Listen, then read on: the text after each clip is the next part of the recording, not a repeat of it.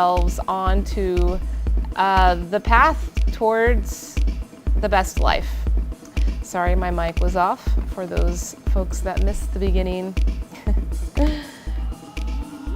I hope you all had a very productive, wonderful week. I did, super productive, and I'm kind of celebrating something today. It's kind of crazy, completely curveball of like what I thought, you know, my involvement with live streaming and with the internet would ever come to. Which is that I just got signed with a brand new launched live streaming app that's coming from Japan to the United States. It's very different than anything that I've experienced, any other kind of technology or live streaming I've done. Like the best way that I can describe it is that it is a mix of Twitch and TikTok. Like imagine like the vibe and the feeling that you get when you hang out on Twitch or even RPAN, kind of that vibe.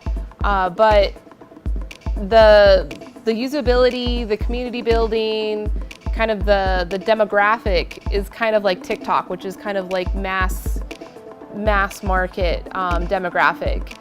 This app is very popular in Japan. It has been growing since 2017. They do millions and millions and millions in revenue just from like in-app gifting, virtual gifting. And so they're bringing this app to the United States. I have a feeling it's going to be popular. And when I say that I was signed, that means that I had an audition of sorts. And that was just earlier, just a few hours earlier. But before doing this audition, I did spend a couple of days on the app to kind of understand the usability. Like I said, it's very unique to anything that already exists. I would say that RPAN is similar in its feel because it is mobile only, just like how RPAN, all of the dimensions of the video and the way that the video runs is for the phone, as is TikTok. But the app itself, like when you go into the app, it has like a discovery area and it's only live videos, and none of the live videos get saved into a cloud. And the live videos are just like super interactive. So I auditioned and they liked my content. And so I figured that this was a good opportunity for me to build up from the ground and a new platform, you know, strictly for marketing purposes, but also to understand technology. And, you know, I like to stay up on these things. So for the next 6 months, I'm going to be streaming exclusive content to this platform. The community, I've only done one stream and the community is already several-fold larger than the community that I've been able to build on Twitch over the past year and a half. So, you know, and nothing on Twitch. I'm still going to continue to stream to Twitch. I love Twitch. And I love RPAN, and I'm going to continue to do this, but in addition, so, you know, I'm kind of a professional streamer now, which, you know, is an interesting thing to take on. And what I figured I'd make today's Best Life Friday focused on, and we will be doing like a lit review kind of understanding around this topic, is the psychology of live streaming, the psychology of what could be called problematic internet use. So I figured this is like useful information for all of us. Like it's kind of meta because like I'm live streaming and studying live streaming while live streaming. I figured no harm done. We'll have a lot of fun. Please say hi. Let me know what you're doing tonight. You know, I decided to stream from the hot tub here on Twitch, so let's get healthy together in the hot tub. I'm cool with that. Again, my name is Elise. Welcome to my tea table. Let's drink some tea. I'll get going drinking some tea. I've got some beautiful white tea here ready to brew. I'm looking forward to enjoying. This is called Shomei. This is coming from Fujian, China. This is like one of the original white teas from China. You might be familiar, and I've drank at the table here, Bai Mudan, which is a more premium version. This is a lower grade version of that kind of slightly rolled white tea. You can see, you know, the difference between the different categories of tea has to do with the amount of oxidation that happens to the leaf. So green tea has no oxidation. There's a kill green step. So that kill green step is denaturing the enzyme that causes browning to happen. So that's the same browning that happens on an avocado when you cut it open, or an apple or a banana. And so you got to do something to stop that oxidation. So they usually use pan firing or steaming or even blanching. That is an option. And so they denature the enzyme, so then the tea can't turn brown. So that's how green tea stays green. Now, oolong and black tea, there is some oxidation. So usually the tea maker will manipulate the leaf in some way to break down the cell walls of the tea leaf to release the enzymes to get exposed to oxygen to be oxidizing. And white tea is like, it's not green or it's not oxidized, because it's harvested and it is dried so quickly after harvesting that the water activity goes down, the moisture content goes down, and the oxidation stops in that way. But there is some limited oxidation that happens. And in this style of white tea, including the Bai Mudan and this Chomei, there is some slight manipulation of the leaf that happens before it gets dried. I mean, this is kind of a good example. You can see that leaf. There is a little bit of like kind of folding that happened in this leaf. So there is like a little bit of oxidation. You can even see a little bit of browning on the leaf. There you go. Hi, welcome. Welcome to the stream. Welcome to my tea table. All right, so I got my hot water here. Let's go ahead and prime all the wares. Now, again, I am utilizing a Chinese method of tea service here. This is not a ceremony. This is just an ideology. It is an intention set on, it's the intention set on doing the best that you can with the resources that you have available. You know, I just so happen to have a lot of experience with tea, sourcing tea, studying tea, evaluating the quality on tea, that, you know, those are the resources that I'm working with. But even if this was your first day to be doing Gung Fu Cha, like, you can do it. It doesn't mean that you have to know the protocol. You have to know all the details and all the wisdom. It's an intention. And intentions are like switches that just go on and off. Hey, Nick, good to see you. Yeah, excited for it. It's weird. So that's why I decided I'm gonna study it today. Because like, I have a feeling with this new platform so what the platform is doing right now, it's coming from Japan, it's been here for a few months, and they are hand selecting models or talents to be the like initial users that are putting content out. And I'm sure then after they're going to drive the traffic there. So they want to have like a baseline amount of content being created.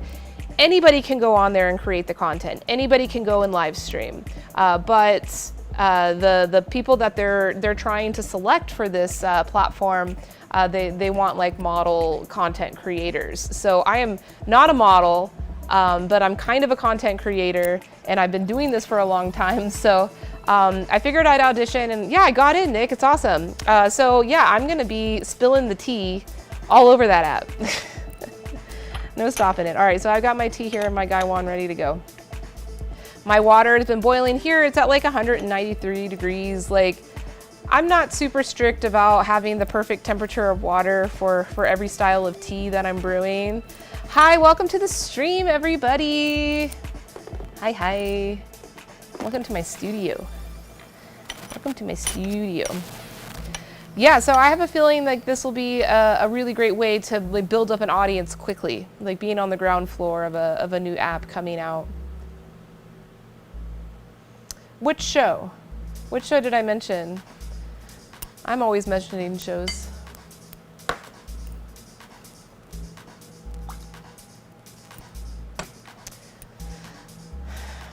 I'm kind of a fiend for like entertainment and media and technology. Ugh. Oh, Strangers with Candy. What'd you think about it? Comfort zone. She had like an underbite. Comfort zone. I loved that show. Yeah, dude, she was like my hero when I was in high school. I'm like, fuck all these other kids. I want to be like her. Like, so confident, like she could come in dressed like a granny, and like everybody's making fun of her, and she wins every time. Yeah, she's really good. I like her as an actress. She's like in other stuff too. I'm sure she looks familiar to her. Her name is Amy Sedaris. She's great. So, what's up? What's up, all y'all? Thanks for joining in. Thanks for saying hi. Nope and so. What's interesting about this new app, and I'll put the name of the app in the chat so that way y'all can see it. It's called Pococha. I'm not trying to make any kind of claim that you're gonna like this app. Hey Don, what's up? What's up? What's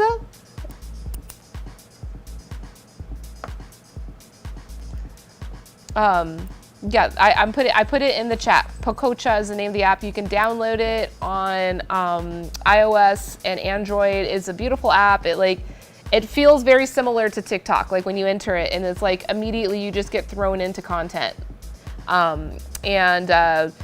There's like a learning curve. Like there's culture and there's things going on in the app that kind of encourage you to like stick around in people's live streams and interact with the live streams. And they have the virtual gifts, but when you sign up, you're given like an initial amount of coins, an initial amount of credits to give those virtual gifts. Of course, it's not a lot. Like, it's enough to like give someone a thumbs up or something, but it's like, it's encouraging, you know, and you can gain more coins by interacting on the app. Hey Dawn, how are you doing? Just drinking some beautiful Chomay. Hi, do y'all like to drink tea? And if you do, what's your favorite tea? Let's talk about that. Let's talk about that. See this beautiful color.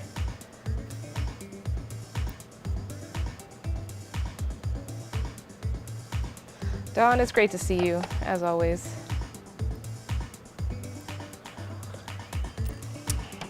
What are you gonna show me? I'm afraid to ask you to show me anything, Dawn. Don't worry, I got my thoughts water.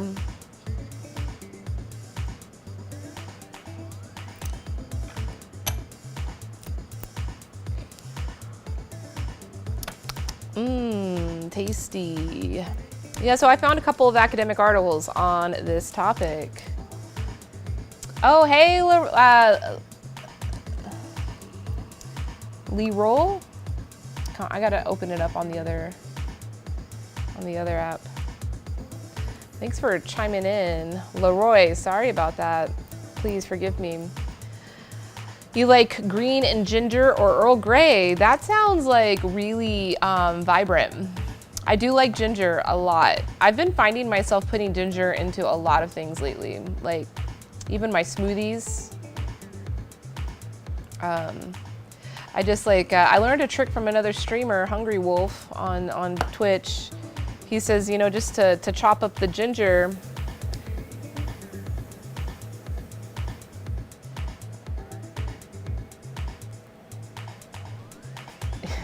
Dawn. Get out of here, Dawn. Get out, get out.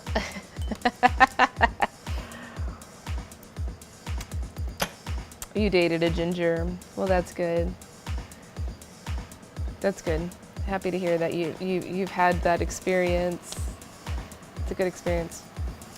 Yeah, chop up ginger and put it into like my smoothies, or like when I'm cooking, it's super easy just to grab it. Even if it's still frozen, you know, in the pieces, they break apart really easily. And you can just add it into your recipes. Yeah, it is. Magic, magic, magic. Ooh. Hey Fred, what's up? What's up? What's up?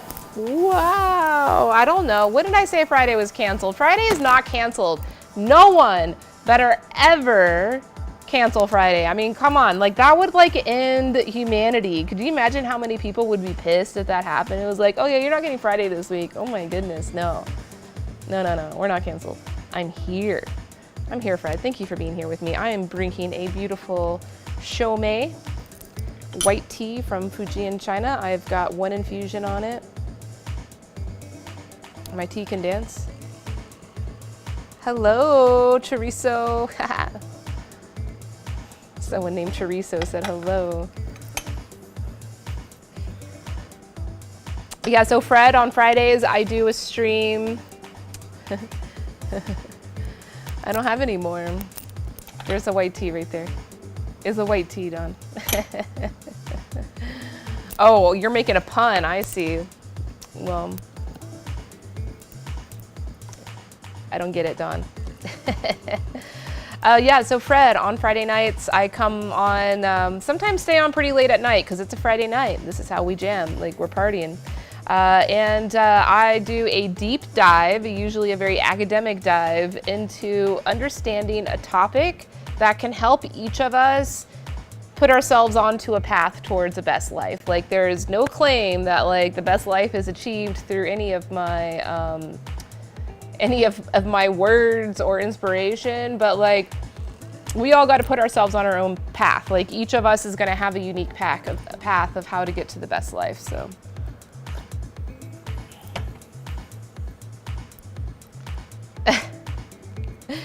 Are you have all your windows open with your games and your Discord and you got me on?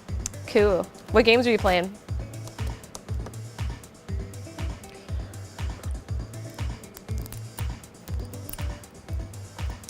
We're going to talk about the psychology of live streaming.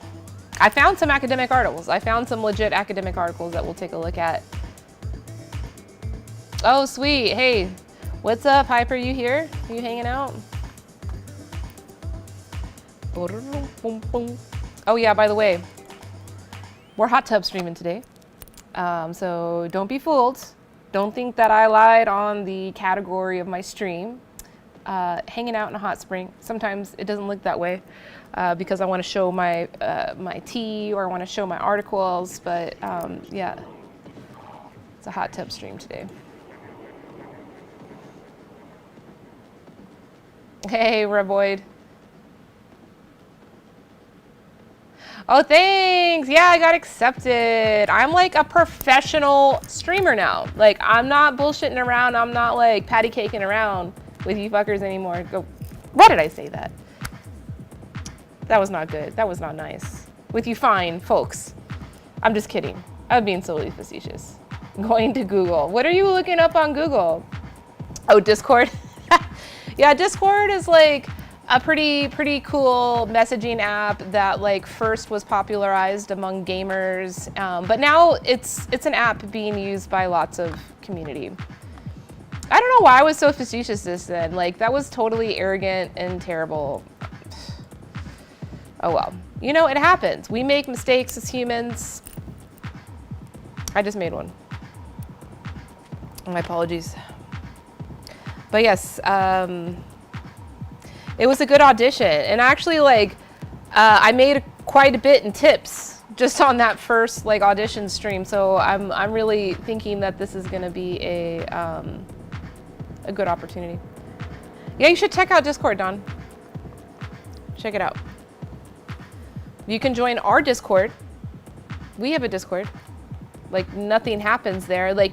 So the most active thing on our Discord, because like I just play on everybody else's servers, but like on our server, we have teapots. And if you go to teapots, you can upload images of your teapots. And we'll like give feedback. And there's a lot of knowledgeable people within our server that can provide feedback on if it's a good teapot. And you know what, at the end of the day, that ends up being the answer for everybody. No matter what teapot comes on, it's like, if this is a teapot that brings you happiness, it's a good teapot. Because that's what teapots are supposed to do. It's supposed to make you happy.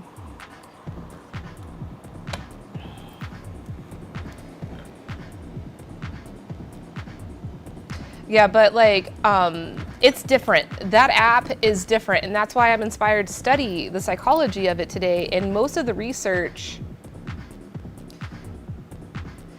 yeah, you can season the clay pot, but you know, there's a lot of things that you don't need to season, even unglazed stuff that you don't need to season. And that's actually the kind of clay that I like. I have some Yixing.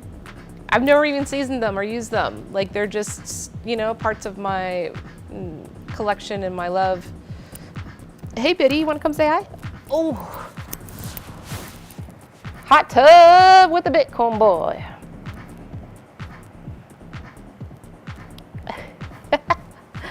Oh. All right, Bitcoin, don't worry. We won't get you wet. Don't worry. Yeah, it's a different type of app because like there's a lot of virtual gifting going on. And I found an article about this, but all of the research is from Asia. It's from like Korea, Japan, China. And this new app is coming from Japan. It's like the most popular live streaming social app in Japan right now. It's a big deal. Like, and one of the other creators that I've connected with, she downloaded the Japan version and she was like interacting with some of the live streams, and she was just blown away with like how much virtual gifting was going on and how much interactivity was going on. So it's definitely going to be a different vibe than what goes on here.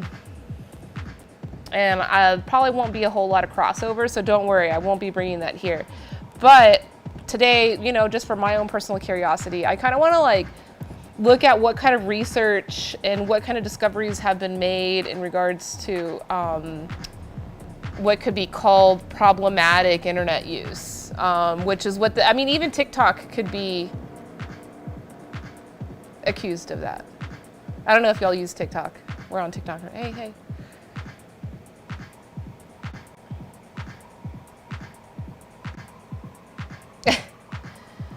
Well, I don't think that, like, I don't know, maybe. I mean, it's possible, you know. Yeah, don't give TikTok your info. That's fine. You don't have to.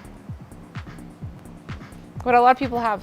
I have. I don't care. My info's out for everything. I forfeited that years ago.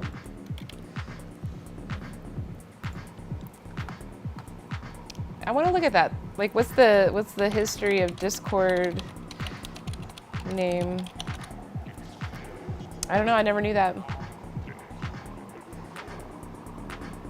It was come up by Jason Citron. Oh, the concept. But I don't know the name.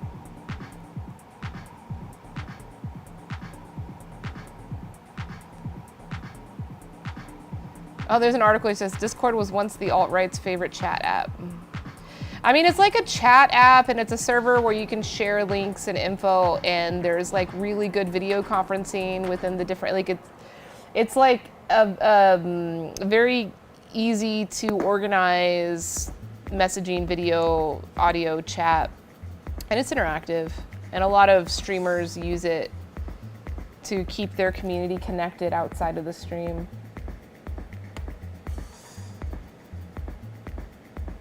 You use Discord at your work, so yeah, it seems like a lot of like professional environments are adopting it. I felt like a lot of companies are using what's the other one that's not as good as Discord? Well, it's there's very similar. The other one, I hate that one.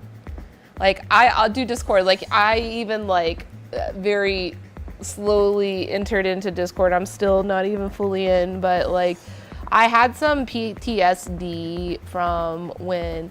Hey, how's it going? Good to see you. Happy Friday. Yay. Thanks for saying hi. Bitcoin says hi too. Yeah, Parlor, that was it. Oh, it's called freaking, what's it called? So much PTSD, I don't even want to remember it. But like when we were hanging out with the investors and doing the whole Silicon Valley thing, like we got invited to so many different servers. Slack, that's what it's called. And then Slack got acquired by like some CRM company, the big one. Oh my gosh. I blocked it out. Oh yeah, I blocked it out. That's right. Slack. I have so much PTSD from that. Because like I entered all these servers and I'm like, oh, this is great. This is like a super influential person inviting me to their server. I gotta go here, I gotta go here. And then like I'm in and there's just like, I don't know. I guess I didn't invest the time into organizing everything. And I just like, Salesforce. Yeah, that's the big one. Yeah, Salesforce bottom, right? I think that's what happened. But yeah, I always thought that Slack was a much more like corporate solution. Yeah, they do. They have a big ass building, the Salesforce building. I heard they were trying to sell it. I don't know. I don't know anything. How is it? You're in Saudi? Or no, you're in Dubai. You said you were in Dubai. How is Dubai? Are you staying safe, staying healthy in Dubai? I'm sorry, I'm talking to a friend from Nepal on TikTok, and did you see the duet of the video of us dancing? Pani, pani, pani, sunny, sunny, sunny. Yeah, that was a cool video. Thank you for making that. You didn't turn on the duets. I had to like make the duet. I cheated. It's super empty now, yeah, because everybody's working from home. Using Slack. Using Slack. Oh, it's so much fun. But yeah, this friend from TikTok, he's from Nepal, and he's always making these great dance videos. Always. Love it. You use Microsoft Teams.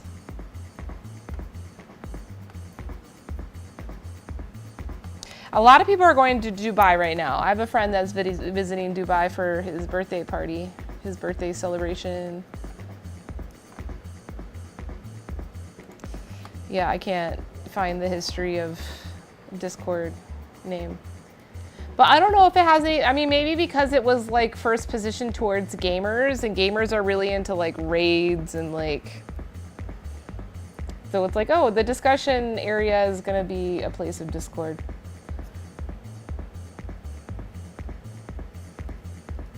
What should I call you? What do you want me to call you when I say hi to you? Because what's this? Betwald? Betwald? Padam? What should I call you? What would you like me to call you?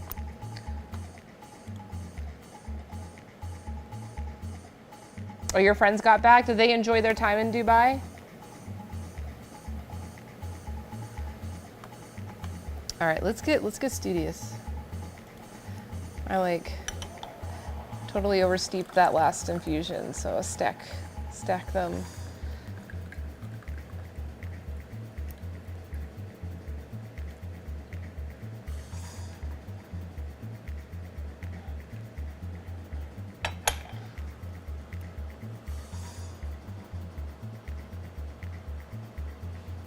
White tea. So pretty, huh? All right.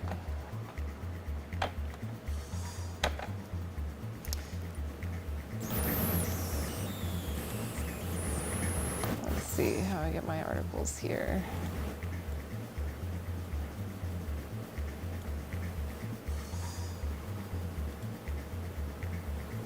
All right, I think I can do it this way.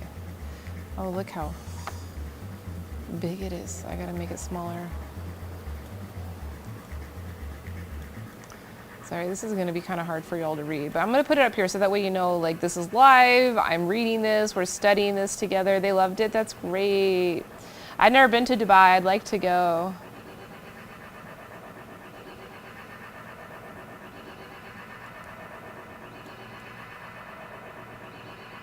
There we go. All right, so I found this first article. This one's like the gloomy. I figured I'd start with the bad news first. Yeah, tell me what you want me to call it. Oh, he left. Sorry, I'm sorry. Welcome to the stream. I'm all over the place today. All right, so this is the article. It's gloomy, it's negative. I got the bad news first, but you know, I got some interesting, maybe it's not good news, but it's interesting that we can go over. All right, Bitcoin, I'm gonna need you to sit on the table. Be a good boy. Sit down. Thank you.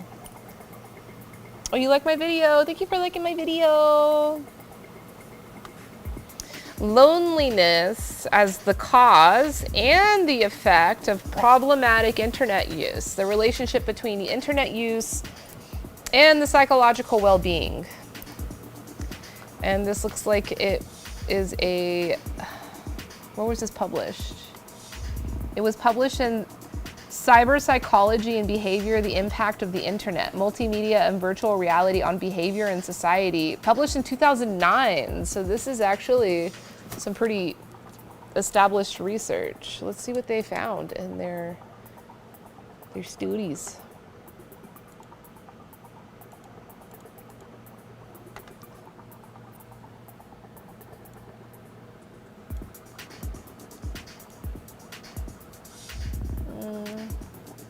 I don't know if I'm gonna be able to, I'll have to zoom it out one more time, sorry.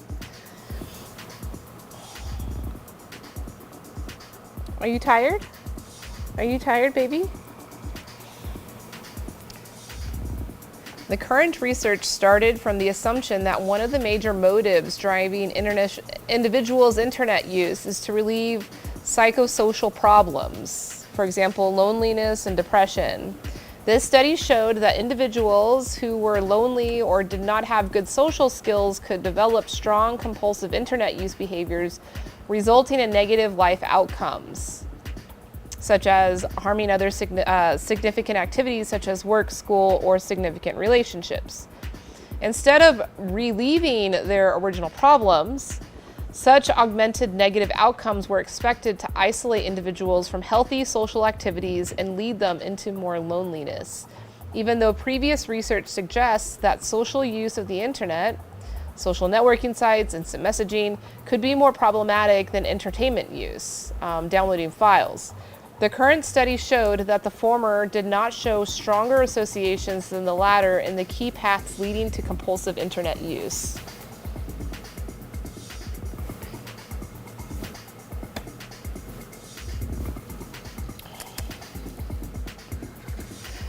The tea is still too strong.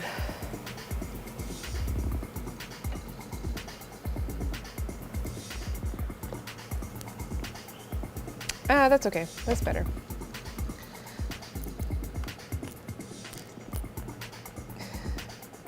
That, well, he went and liking all my videos on TikTok. Thank you.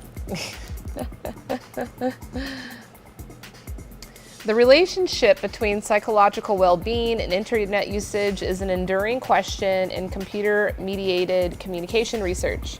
The original question posed as the internet paradox, how the internet could undermine psychological well-being, has been provisionally answered by a preponderance of evidence suggesting that the internet has an overall positive effect on well-being. All right, we like that, right? Because we're all here on the internet together. We like that. I really hope that that's like the conclusion of this study. On the other hand, research on excessive forms of internet usage has shown that uncontrolled or compulsive internet use has been known to have negative effects on psychological well-being, such as depression and loneliness. Another group of research has turned the relationship around, arguing that psychosocial dysfunction such as loneliness and depression cause addictive, habitual, and problematic internet use. And that can be shortened as PIU. So, you know, if you want to say, hey, how's it going? Welcome to the stream, and thank you for saying hello. My name is Elise. This is Bitcoin. We're studying the psychology of live streaming as we live stream.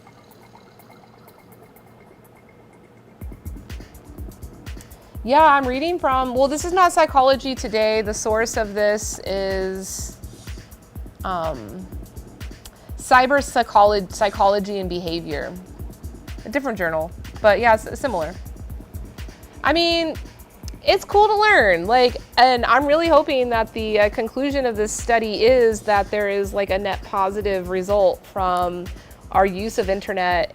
And this report also separates the psychological effect of use of internet, be it like downloading media versus more interactive media, like what we're engaging in right now, live streaming. You know, because I'm about to embark on a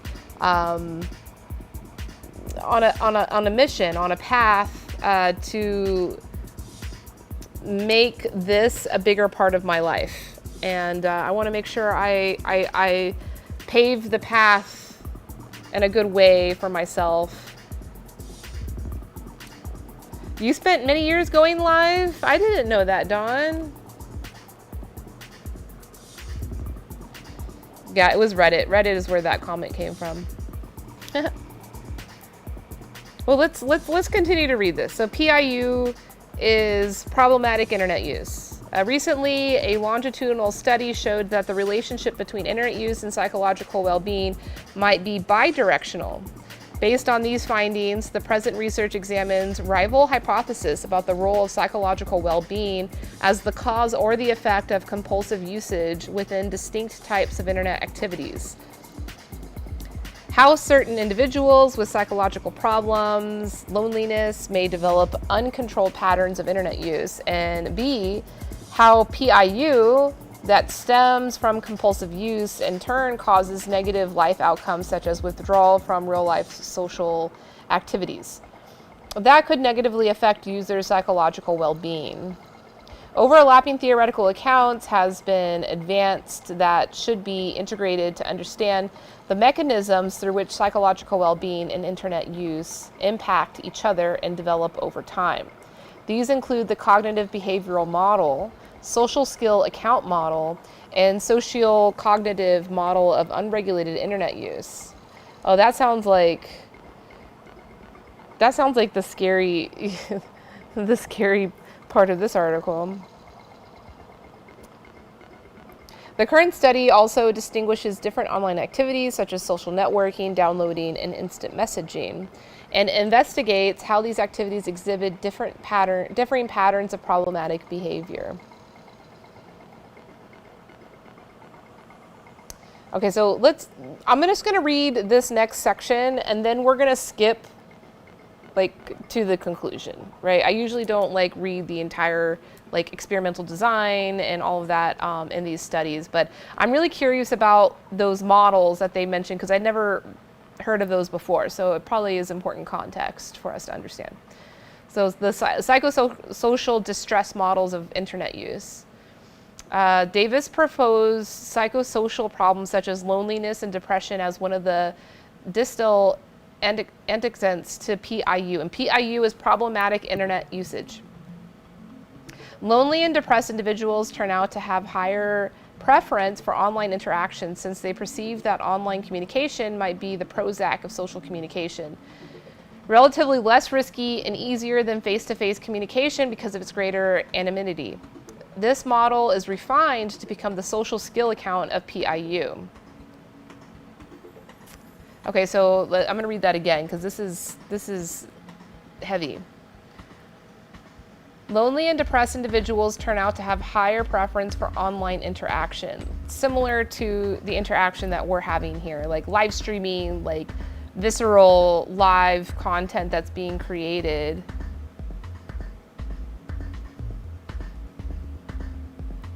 I don't know. See, the rookie, that's what I'm trying to figure out here. And, you know, I'm really sorry.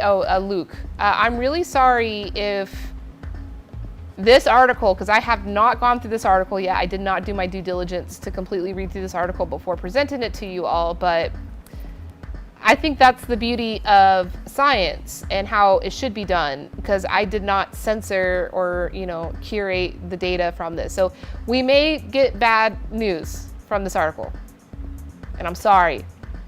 Like, we may be told that we should all turn our electricity off in our houses ASAP if we want to survive till tomorrow. I don't know. We could learn that, but I doubt we will. And in fact, I have a feeling there's going to be a positive end to this story. I'm hoping. Welcome. Yeah, it's just a study. It's just a study. But, you know, there's things to be learned. And there's also things to be learned not only from reading the study and like learning these frameworks and concepts that all these psychologists have been like, you know, watching over us on, but like we are here. And we can create our own discourse and our own conversations around this, because like academia, like even though it is valid and it is important and it is like the best way, I mean, of course, improvements can always be made, but like in concept, in theory, academia is something that we really should put a lot of weight on what's discovered there. But there are limitations, and sometimes like we have the power within ourselves here to like to fill in voids, or you know. Oh, that's interesting. So Nick, hey, welcome to the stream, Nick. Nick says that he saw that in China they're cracking down on gaming, with the headline calling a game developer spiritual opium. That's heavy. That's heavy.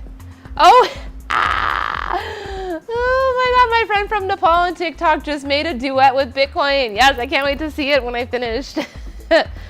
Oh, that's interesting. Spiritual opium. What do you feel about that? What do you feel about that? Okay, so let's get back to this. The Prozac of social communication.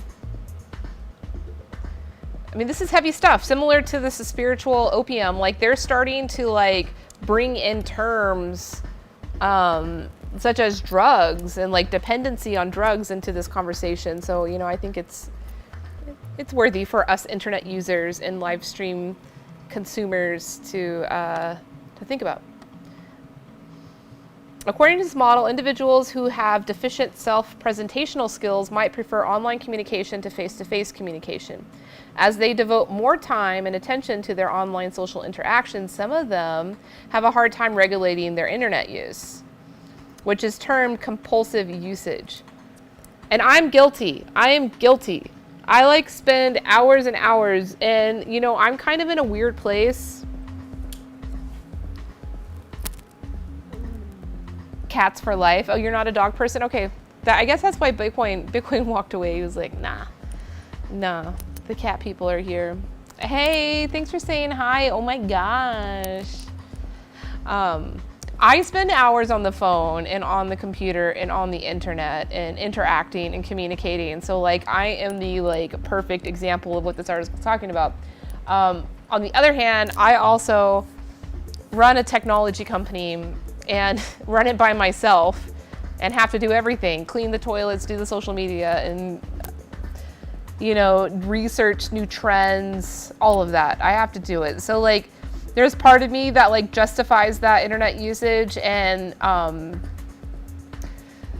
so yeah, I'm hard on myself. If I am using a lot of internet, I'm like, okay, this is not just entertainment. I have to make sure that there's some type of ROI on all of this time that I put into this that's going to like benefit my life and benefit the business and benefit my future.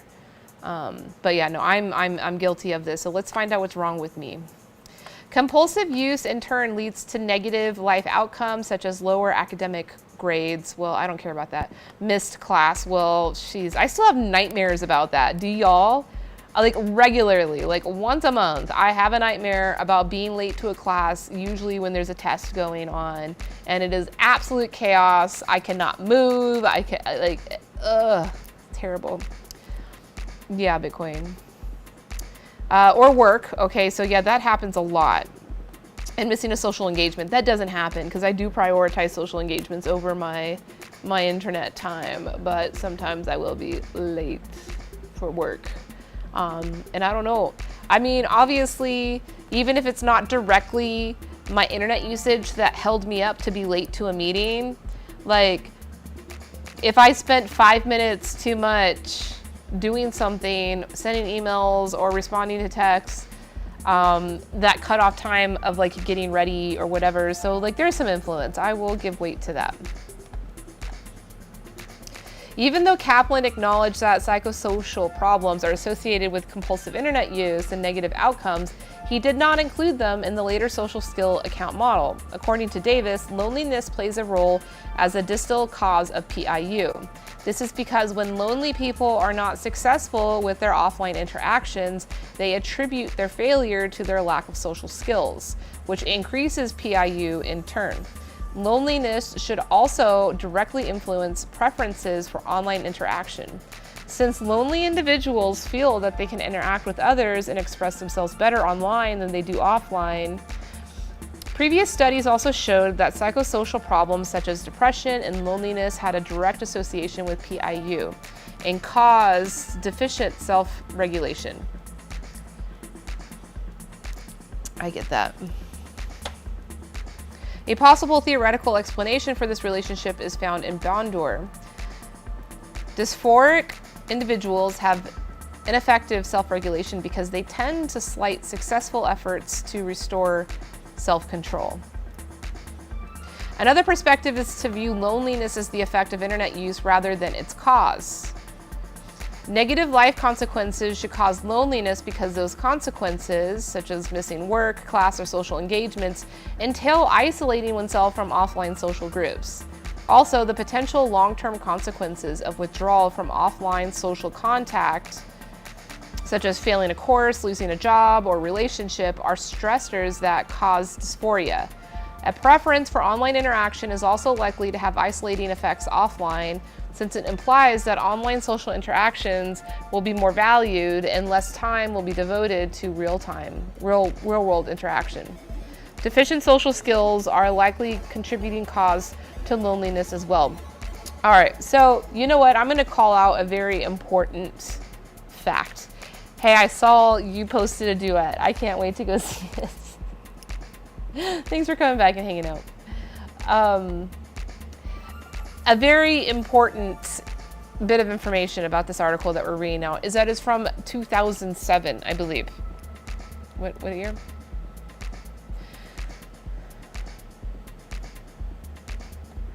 You know, and I'm kind of feeling like it might be 2009. Sorry, 2009.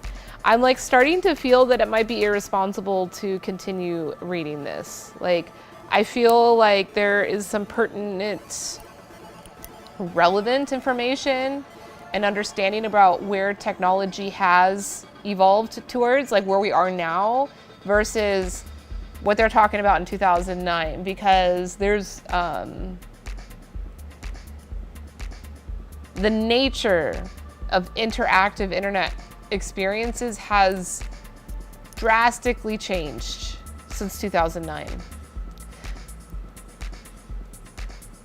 Like 2009, it was very limited. It was like the tweet, you know, like it was limited to just a short amount of text that you had to get out information.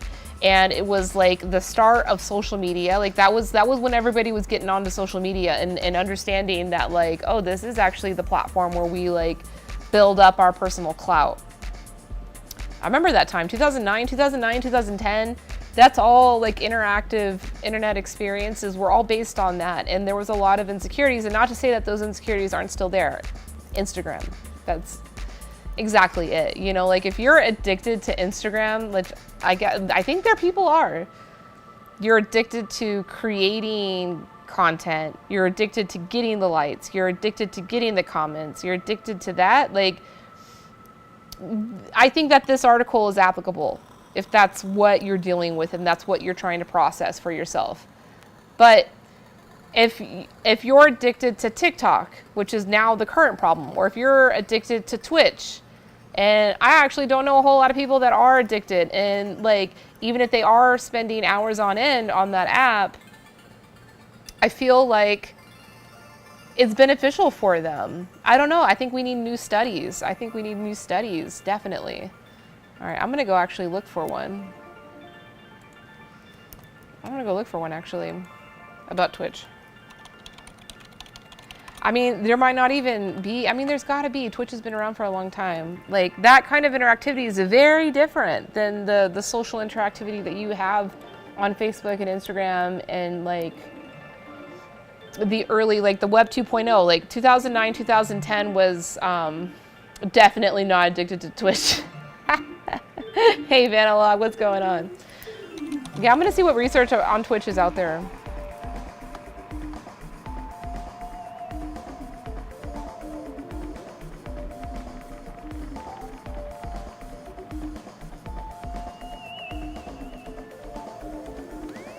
Let's see. How are you doing, Vanalog?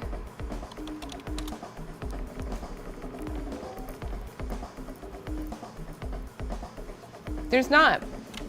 I mean, there's a lot of research on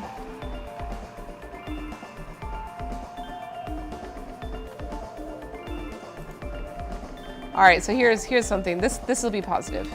I already know it's going to be positive. And this is in a psychology. Let's look at this. Okay, forget that other article. That was 2009, irrelevant. We're in a different place now. Let's see which place we're in now.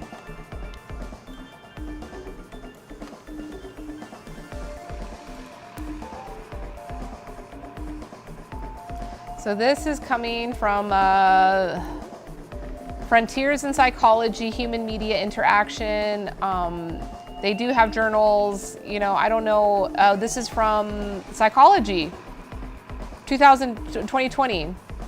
Pauhana, you having a nice beer? Enjoying a green bottle, is that what you do? And by the way, did you go check out that yakitori place? Bitcoin wants to go, he's like, yes. Yeah, my week's going really well. My week is going really, really well. I just got signed on to be like a content creator for a brand new live streaming app, mobile app that's being introduced into the US. And I have some like commitments to the amount of time and the amount of engagement that I got to bring to this app. And so today I, for my own purpose, and I think that we could all benefit from it, am studying the psychology around a lot of live streaming interactivity, like what it can do to your psychology, because, you know, if I'm going to be building a community of people that are going to be like spending a lot of time with me, I want to make sure that like I take care of them too, and, you know, help them have like a healthy relationship with media and a healthy relationship with those interactions, because they can be positive. That last article I was just looking at from 2009, I think that, yeah, that was just painting a really negative picture on social interaction online. But that was 2009. That was all like discussion forums and Twitter and the start of like Facebook growing, which all of those apps are very limited in the space and the context that you can provide in your authenticity, which is very important for healthy social interaction, authenticity. And so that's why like I think Twitch is very different. So I found this article, let's look at it. It's titled "Live Streams on Twitch Help Viewers Cope with Difficult Periods in Time." This is a peer-reviewed article from Psychology Journal. Live streaming platforms such as Twitch that facilitate participatory online communities have become an integral part of game culture. Users of these platforms are predominantly teenagers and young adults who increasingly spend time socializing online rather than offline. This shift to online behavior can be a double-edged sword, which coping with difficult periods in time, such as relationship issues, the death of a loved one, or job loss. On the one hand, platforms such as Twitch offer pleasure, distraction, and relatedness with others to help with coping, and the increased sense of anonymity and control could stimulate self-closure. However, the prevalence of trolling and memes, trolls,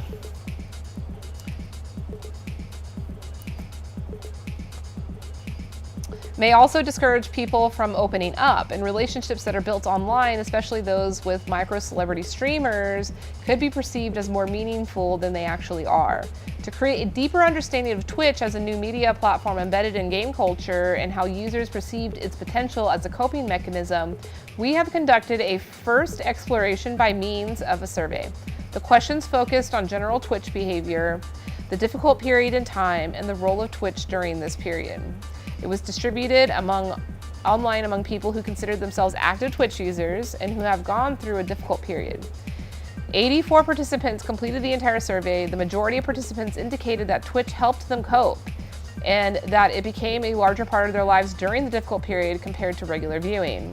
Recurring themes were the entertainment, distraction, and sense of community Twitch offers. Viewing behavior during difficult periods appears to remain largely the same in terms of the streamers that are watched, although time spent viewing increases and there is a change towards more time spent actively watching rather than having the stream on in the background. With this work, we aim to create a deeper understanding of Twitch as a platform and its importance for gamers that are going through difficult periods in time. Okay, so I think that's enough from this article, but that's a good one, and I will link it.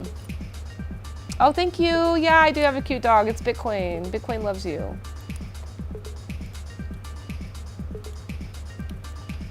Where the butt at? I don't know. I'm dry.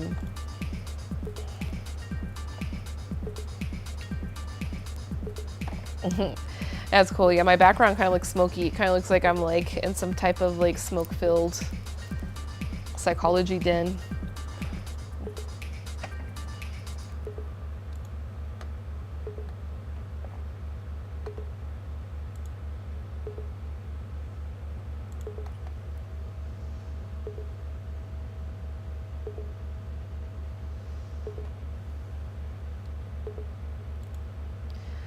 Yeah, I think that this is enough for this article.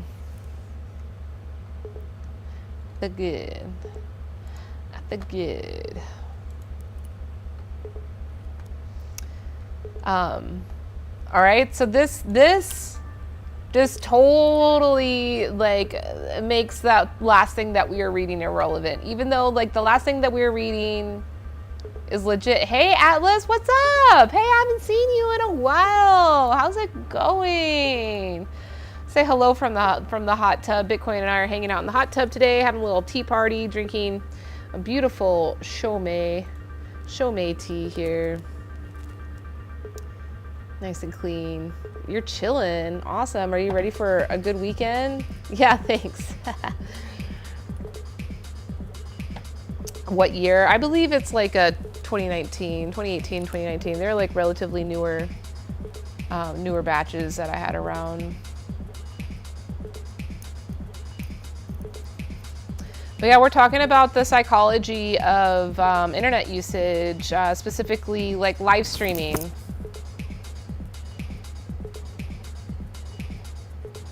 Right, Vanalog? Like, yeah, I'll send you the link for the other one too. So here's the other article.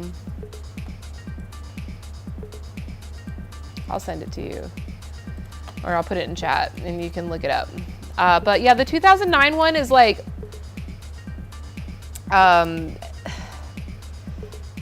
definitely like backed with a lot more research, backed by a lot more people's opinions, and is like more academic, but like it's based off a different time in history where the internet was very different. Like interactive platforms and the time that we invested into those interactive platforms was very different. You know, and it would be very common if like Facebook was the only social platform you're using, then I think like the 2009 article would be more relevant for that. But if we're talking about like Twitch or even TikTok, and now there's a new app coming out, and this is why I'm studying it today, is that I'm gonna be a signed contracted streamer with this new app. So I'm gonna be like from the ground floor building community there. A lot of time, a lot of hours spent on the internet, having like these internet-based social interactions. I want to understand the psychology of it to make sure that I do it safely and I do it wisely, and that we all can do it safely and wisely, because, you know, obviously we're all here hanging out on the internet. Yeah, so that was the 2009 article. Now I found this other article. This could be fun to look at. Actually, let me drink some more tea. So Nick asked, what would be a treatment for PIU? And PIU is problematic internet usage. That's the short the shorthand for that. What would be the treatment? Well, I don't know. I don't think that either of the articles that we looked at have anything. I mean, the 2009 article would say, you know, psychological, you know, professional help. Which is important. All right, Bitcoin, I'm gonna let you down. Everybody say goodbye to Bitcoin. He loves you. Hey, what's up? Daisy, legend, what's up? He's a baby. Okay, go on. You can hang out on the ground. I'm gonna get more comfortable with my friends. with my friends. Thanks for being my friends, everyone. I promise this is good for my psychology. I promise it's good for your psychology. I don't know, yeah, let's get to it. I mean, this is freaking meta. Like, this is pretty meta for us to be, like, having this conversation together. And I'm just, like, sitting in this warehouse in the middle of Las Vegas.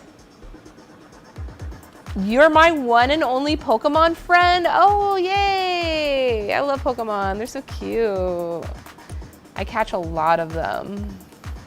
I hatch a lot of eggs. That's like all I do. I play Pokemon Go, and all I do is hatch eggs. All right, so this is going to be an interesting paper. Let's see this. I think we might learn something from this paper. I know it's not like directly related to what we've been talking about, but it's kind of related. It's like the psychology of like online gifting, virtual gifts for live streamers, which that's not PIU, but like I think there could be some correlations, and at least just understanding the motivations of people that are utilizing these platforms for social interaction. What drives people to purchase virtual gifts and live streaming? The mediating role of flow. So these researchers are mostly coming from China. And I know live streaming in China is a big deal. Like, it is like the main way of media consumption, media creation and consumption in China right now, as well as I think Korea, and then Japan. You know, it has become popular there as well, which is why this app Pakocha is expanding into the U.S. market. They've been in Japan since 2017. Live streaming, a new form of social media, is growing explosively due to its real-time interaction and new monetization model. Considering its popularity and unique features, it is important to gain a theoretical understanding of live streaming. Yet, limited attention has been paid to it. When is this from? Let's see. 2018. 2018, okay, so this is good. It's no 2020, but it's good. This is better than nothing. Better than 2009 for sure. This research investigates what factors may affect people's consumption intention of virtual gifts in live streaming from contextual and personal dimensions. Based on flow theory, I like flow. This study also explores the mediating role of flow and the mediating role of gender. The theoretical framework is tested using structural equation modeling based on survey data collected in China. The study contributes to flow theory by highlighting the importance of flow in mediating the effects of interactivity, social presence, curiosity, and social media dependence on consumption intention of virtual gifts. It also reveals gender differences in the influence of flow on consumption intention of virtual gifts. Okay, so what? Thanks for the follow, Deez Weezer. Cool name. Bitcoin likes it. Bitcoin's like, yeah, Deez Weezer. A cool name. Seriously, honest. Cool name. Thank you for the follow. Welcome to the channel. We're meta. You have you've entered the meta zone because we are live streaming and we were talking about live streaming. We are studying live streaming right now. All right, so let's get it. The live streaming industry is growing rapidly all over the world. It reshapes the way people use social media. In a live streaming app, anyone can either watch or broadcast all kinds of live streams, ranging from eating, gaming, and singing anytime and anywhere. It offers a new approach that is more exciting and more interactive than conventional social media. Attached by the real-time interaction and rich content, more and more people are joining this trend. Data from UBS Evidence Lab shows that in content, more and more people are joining this trend. That in November of 2016, 36% of US internet users reported that they had experience in watching live streaming. 36%, wow, in 2016, that's pretty good.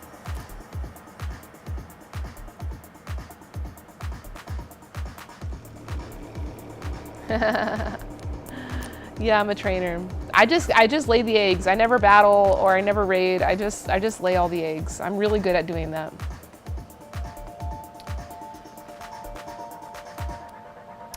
By the end of 2016, live streaming users in China reached 344 million, taking up almost half of China's total internet population. Besides, live streaming has generated huge revenue globally. The report by Research and Markets estimated that the global live streaming market would grow from 30.29 billion in 2016 to 70.05 billion in 2021. What? That's a crazy growth. Okay, according to the report by a Chinese market research company, the market in China was valued at $3 billion in 2016 with a 180% increase from 2015. Wow, I'm certainly glad I'm a business owner live streaming right now. It is noteworthy that live streaming in China is monetized a new way, compared with that in Western countries whose revenue relies mostly on advertising. Platforms in China offer virtual gifts that can be purchased by viewers via online payments and sent to the streamer during broadcasting. This new and innovative function embedded leads to the emergence of a new monetization model in live streaming. With this new practice, live streaming can be seen as a hybrid social platform which involves video content, real-time interaction, and consumption. More interestingly, the consumption behavior in live streaming is different from that in online shopping, as the purchase of virtual gifts is to express appreciation towards the streamer. Given the unique features, existing literature offers relatively little insights into this new type of social media.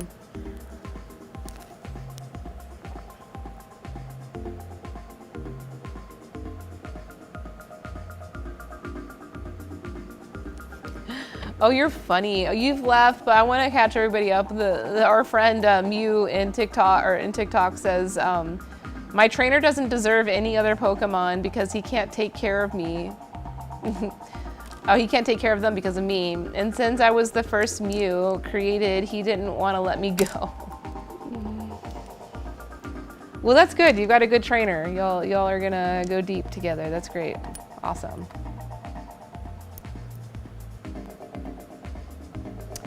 All right, so let's see.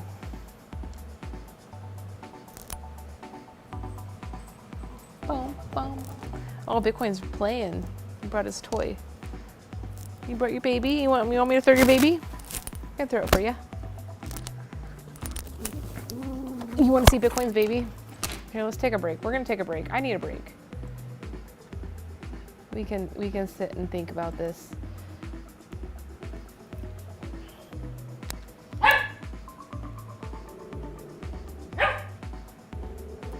This is Bitcoin's toy.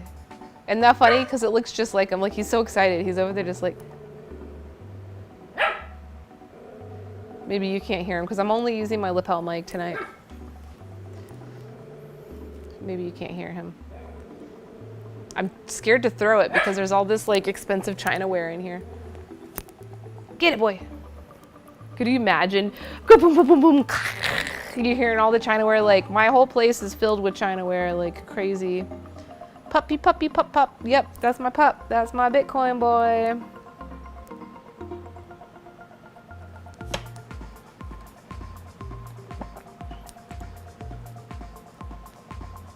This song was playing on my stream earlier. I was like, yeah, it's Christmas in August. You ready for Christmas? Are you ready for Christmas?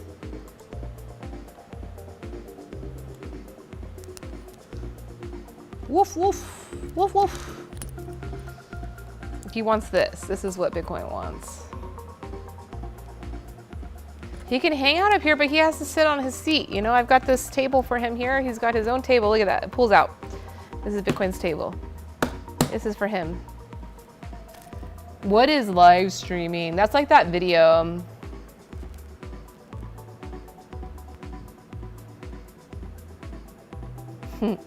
There's a video of this dude that...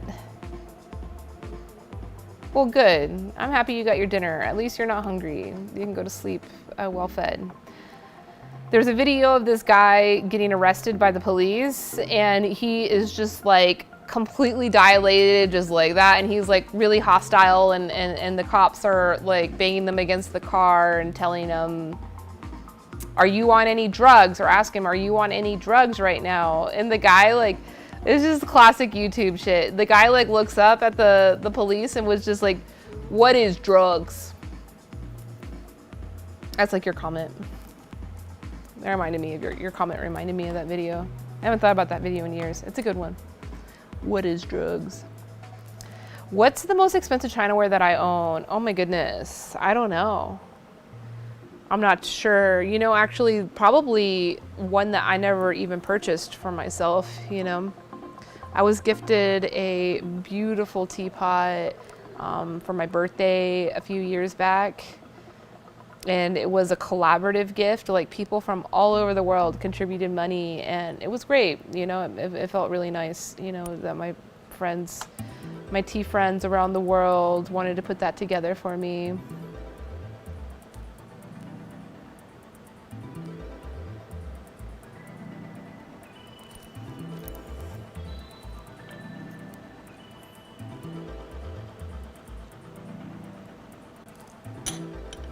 As always, our music provided by dear friend Sojourner.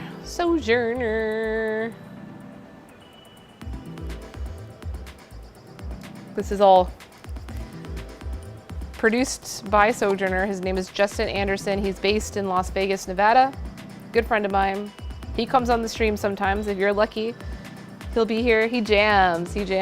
Like, you know, I of course have all of his music. He uploaded all of his music to my my player and just said, hey, just use this for your streams. I don't have to worry about any like DCMA. I don't have to worry about finding new music. And you know, if you get bored of my techno, tough luck.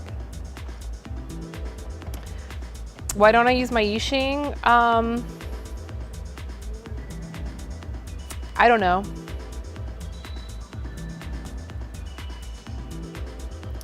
I don't have a good excuse. I don't have a good reason to tell you, other than I just don't want to. I will one time. I will. Never bored of techno. Awesome, Fred. Cool. Thanks. I haven't gotten bored of it. Yeah, you never really use yours either. You know, I feel like it's a whole ordeal. It's almost like practicing ceremony. It's valid. Like, people that collect Yixing and really use them and really put the intent into seasoning them and getting good use out of them, like, that's valid. I think it's great. That's for them. It's just like people that practice tea ceremony, that's for them. That's not what I want my tea practice to be.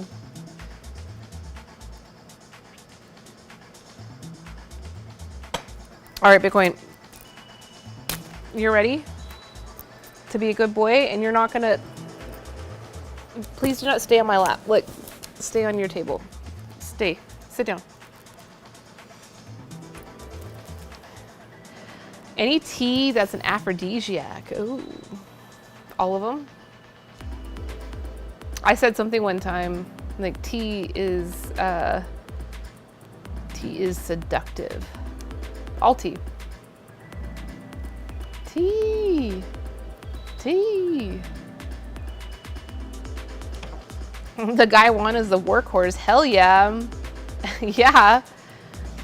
But that's it, you know? And like, for me, tea drinking and tea service are like, it's like work, right? Bitcoin, sit down. Sit down. It's work. And, you know, you're not gonna take your Ferrari out every time you need your vehicle for work. You'll take out your workhorse. You'll take out your guy one. Cheers to that, Dawn. I like that. I like that a lot. Cheers. Yeah, tea is seductive. And so by that, it can be an aphrodisiac. And here's the reason why. Tea has caffeine and has L-theanine in it, and that the combination of those two compounds causes your body to have a reaction where, hey, join our Discord and post your pictures into the teapot, the teapot category, and we can celebrate your travel tea tray and service set. That's the only thing that we do on Discord. I will eventually build it up, you know, but I'm just like, I'm spending a lot more of my time. I'm late to the game. I'm not a gamer. You're in the Discord, cool. Yeah, there's like a category called teapots. It's the only active it's the only active category in there. Yeah, he's curious. He's like, what's going on over there? You know why? Because it's this. He's curious of this. You saw him look up immediately. Like he's curious about this and this only. Like down, up, down.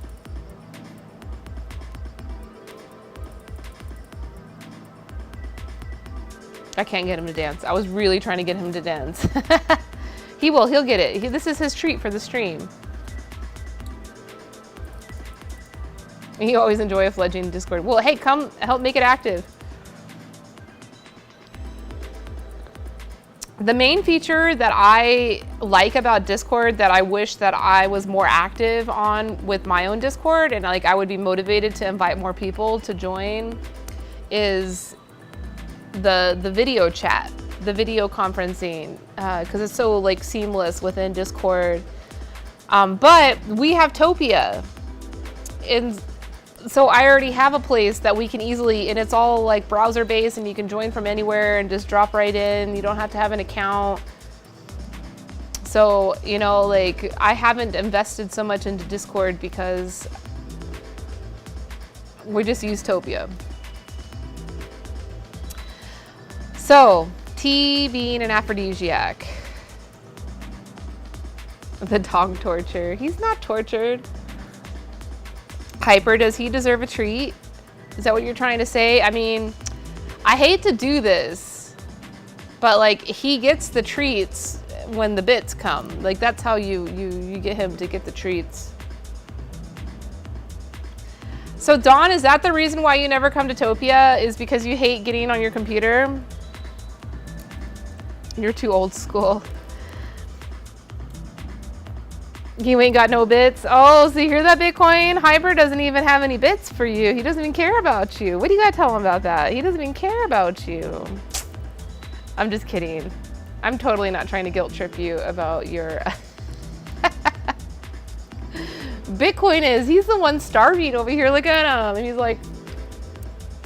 All right, so tea as an aphrodisiac has L-theanine and caffeine, and those two compounds together cause you to get a mental focus and a body relaxation. I know this doesn't sound very sexy, but it is. It's sexy in that like it creates empathy. It creates empathy. And if you're trying to be a good lover, if you're trying to attract somebody, if you're trying to get some action, like the best way to do it is with empathy. And like you can try to fake the empathy. Lots of people do it. That's what, you know, it happens a lot. But if you're drinking tea together and you're showing your potential partner care and attention and love, yeah, tea for two is sexy. Fred knows about it.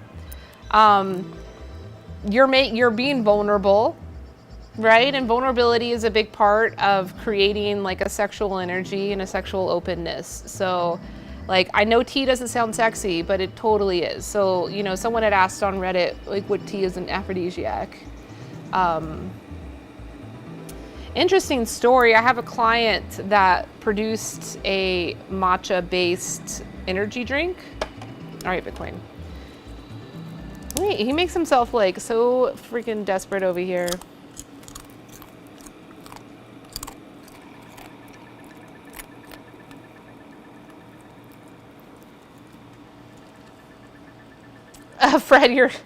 Fred, so you don't stream at all, huh?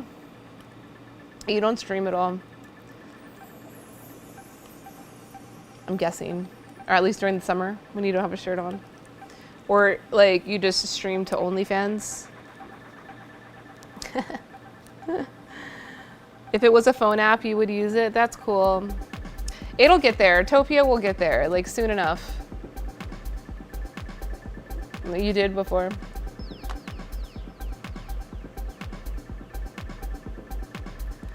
Hyper, you're a streamer. You do that? You sit on a towel naked on your computer chair when you stream? That's against the guidelines. So, you know, if you want to like hot tub stream, you can do it with your clothes on, you know, relaxing, hanging out in the hot tub.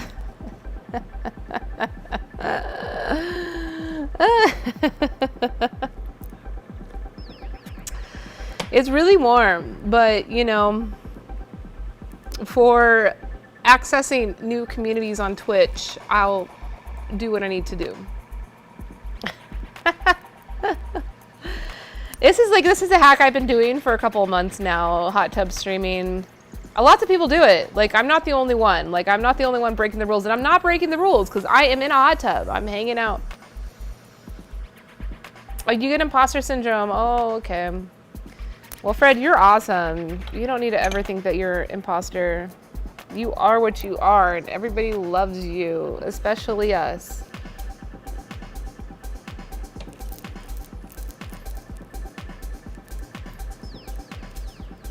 See, how do you get sick of this music? I've like listened to this entire playlist so many times over again, and I'm not tired of it. The power of techno.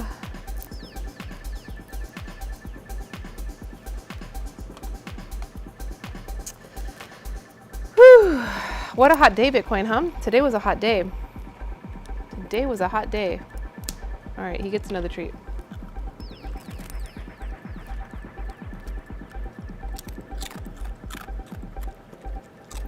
Four to the floor. What is that?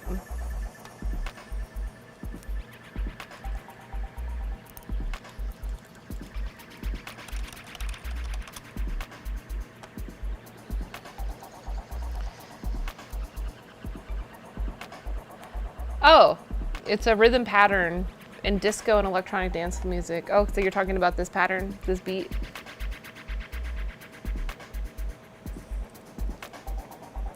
It's entrancing, you're right. But not psytrance. No, not a chance. Not a chance. Betwald. Betwalta.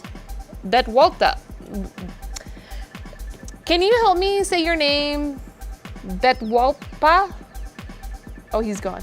I embarrassed him. My TikTok friend from Nepal.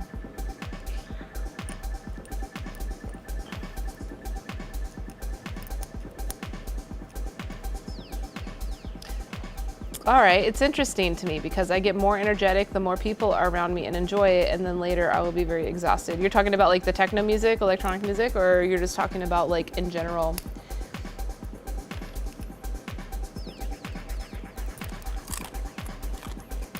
All right, I'm not gonna put the article up. I'm just gonna read it because I'm just digging this hot tub. I'm not leaving the hot tub.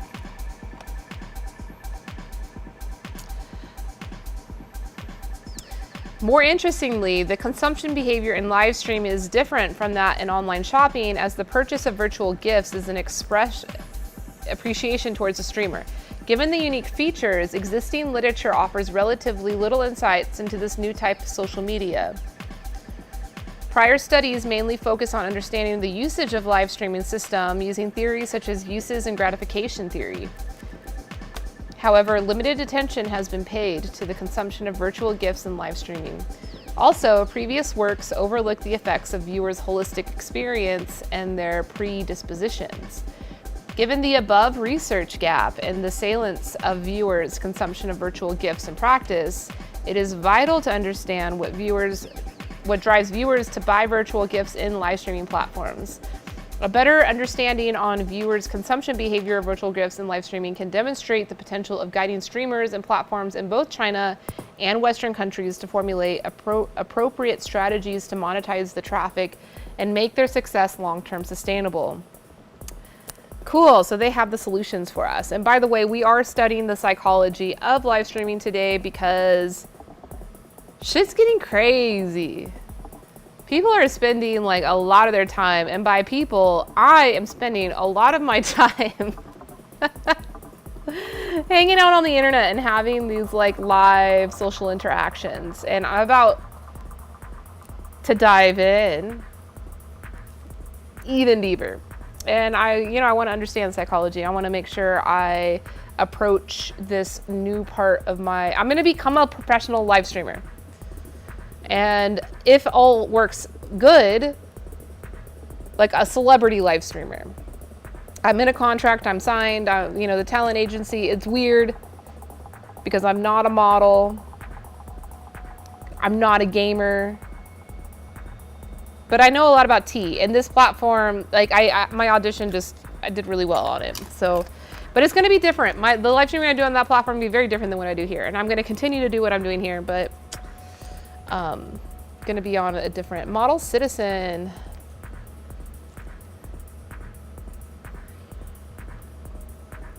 Oh yeah.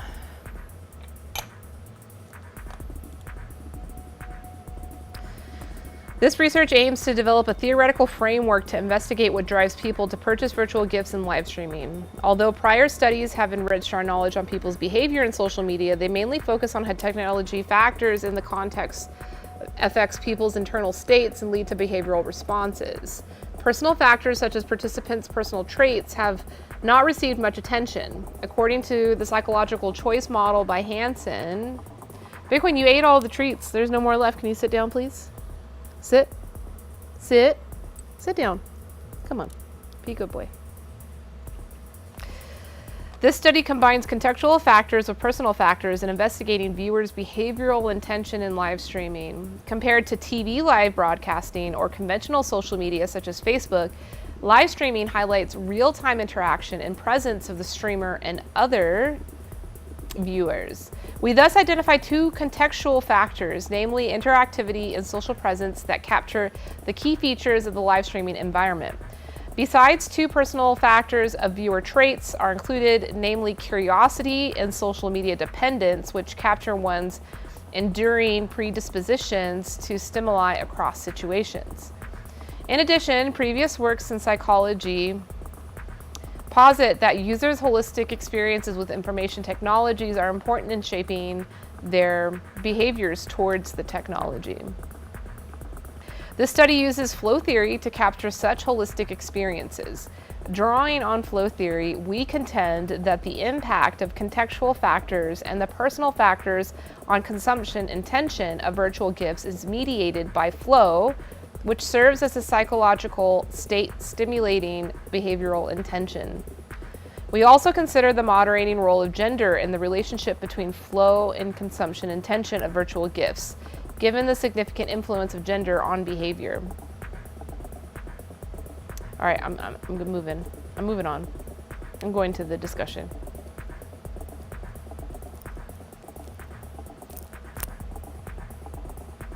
Yes, we are friends. Hi, Musty. We are totally friends.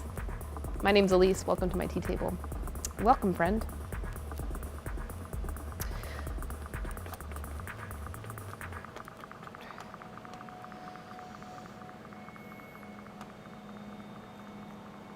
All right, let's go to the discussion. Interactivity and flow. Interactivity can be an important factor to create an online environment that leads to flow state. And we've talked about flow state during a Best Life Friday. We've talked about flow state. I will recap your memory on that. Flow state is whenever you are in like a state, you basically like are in a state of work or a state of doing something, and like it becomes almost meditative for you, where you like can like leave your body and still continue to do that work. So a lot of like surgeons or programmers, mathematicians, you know, like when they are deeply into what they're doing, the activity that they're doing it, like, and there's a balance. Like flow does not mean that you're constantly challenging yourself to above the limit. Because like if you're over challenging yourself based upon the skill you have, you will not be in flow. Like there's this perfect balance of being challenged, but then also being proficient in doing that skill. So that's flow state. And I said that live streaming and being good at live streaming as the broadcaster, as the streamer, you're in a flow state. Like you are so honed in on what you're doing and you're so good at what you're doing that you almost like leave your body. In online retailing context, interactivity from live chat encourages users to actively manage and concentrate on the information exchange. Oh, so they're talking about flow state of shopping. Oh. Whoa. That's weird. That's weird because the last time we had the discussion about flow, everything was in the context of work. Now they're talking like consuming. So like they were talking in the context of producing. So producing some kind of value, like that's work, like when you're producing some type of value. But here they're talking about flow state, not for the streamer, not for the person trying to do business and doing the work, but for the consumer.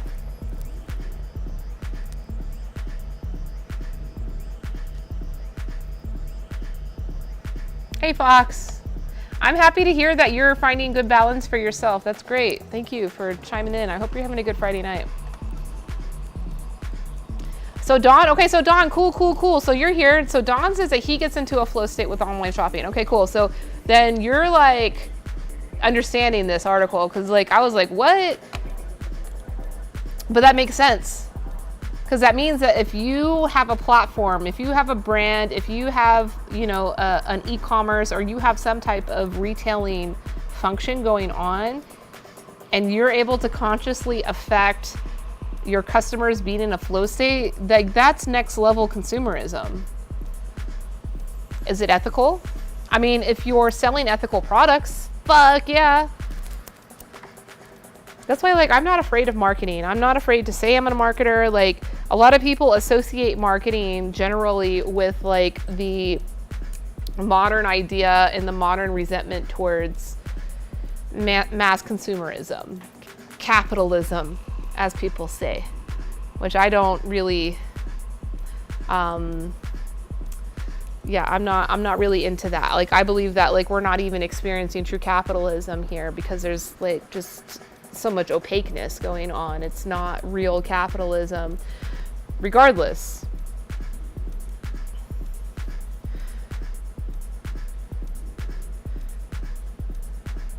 Consumerism. All right, let's see this.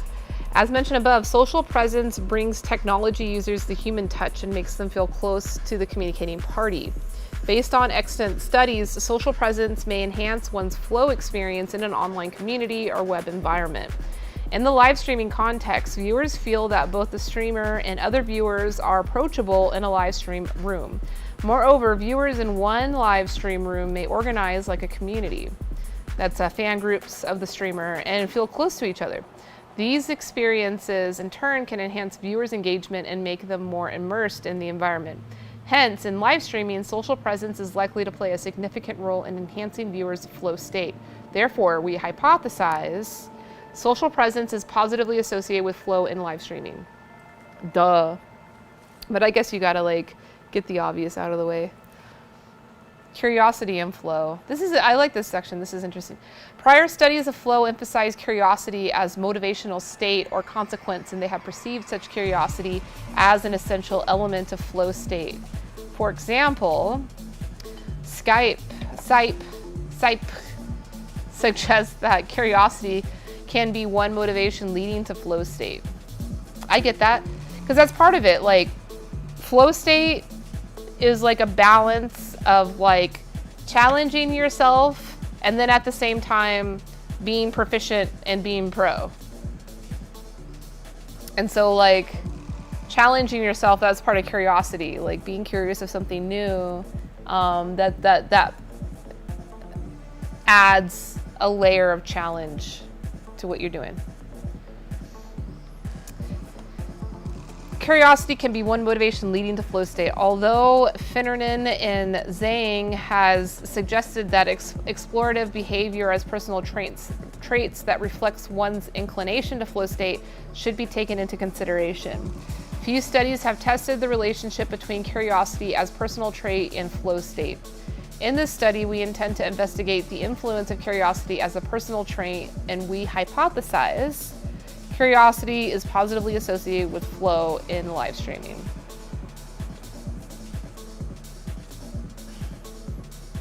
All right, here's an interesting one too. Social media dependence reflects one's habit of heavy social media usage.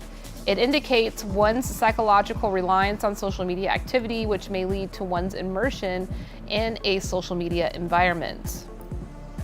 Hi. Therefore, viewers with higher level of social media dependence are more likely to immerse themselves into live streaming. Thus, we hypothesize social media dependence is positively associated with flow in live streaming. Oh, how does that make y'all feel? That, I don't know how I feel about that. That makes me feel kind of uncomfortable.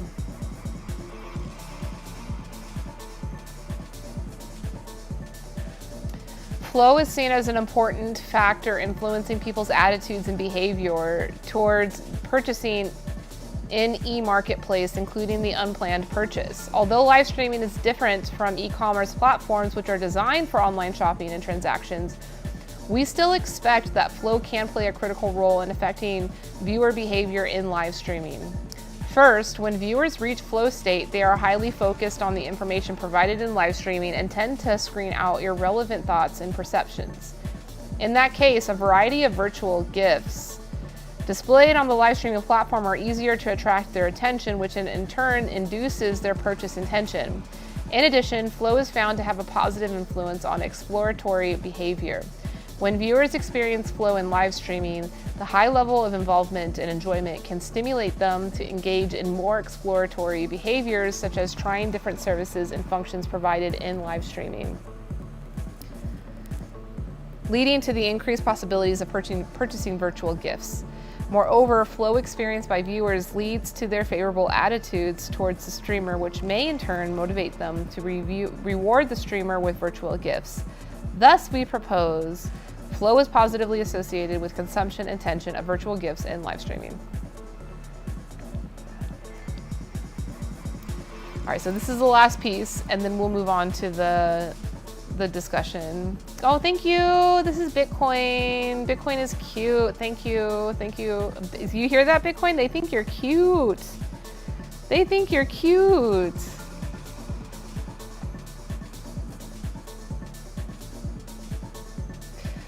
Uh-oh, Fox on Reddit has asked us a difficult question. I hope I don't answer it wrong, but Fox asked, can I ask you, how long does it take the Earth to go around the sun one time?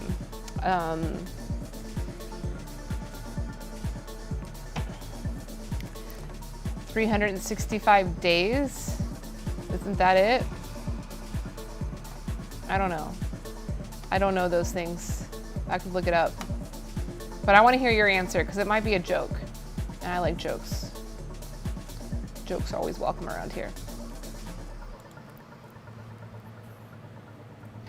What is up? Dee's Weezer. That's a great name. So many people have so many great screen names. I love it. The existing literature has documented the remarkable influence of gender on human behavior in a wide variety of domains. Research in general systems also finds that gender plays a significant role in affecting technology adoption and usage. Males show a greater extent of individualistic motivational orientation than females. Compared with females who pay more attention to others' feelings and society harmony, males appear to be more independent and self-focused.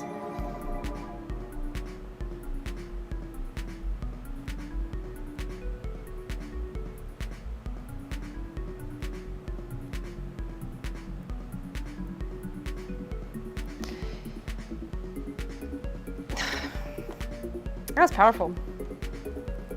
Females pay more attention to others' feelings and society harmony. And all y'all men just care about yourselves. Oh, Bitcoin side, he was like, I only care about the treats, not myself. It indicates that males are more likely to enjoy. Hey, Fred, I'm just reading the article. That's all.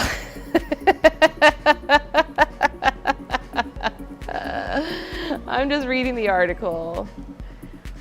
I mean, is that problematic? Should we write a letter to the editor of this journal and tell them how irresponsible it was for them to publish that statement? I mean, there is a citation, Carlson, 1971. We've known this as a scientific fact since 1971, Fred.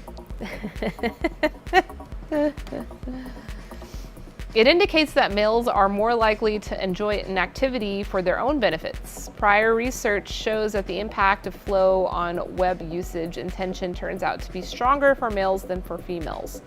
Accordingly, when making consumption decision in live streaming, males can be more inclined to weight the personal feelings of intrinsic enjoyment experienced, making the influence of flow more salient for their purchase behavior. Thus, we expect that in live streaming, the influence of flow on consumption intention can be more salient for males. Cancel him, Don says.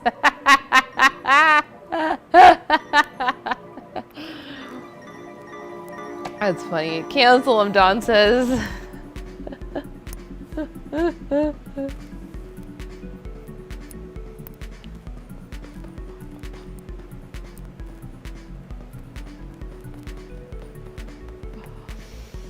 We need equity and problematism. Oh my God, that word is problematic. Can't even say it. Problematism.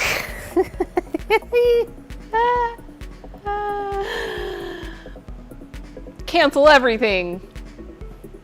Canceled, canceled. You're canceled. That's canceled. It's canceled. She's canceled. Except for Bitcoin. Bitcoin is the only uncanceled entity. Because Bitcoin is perfection.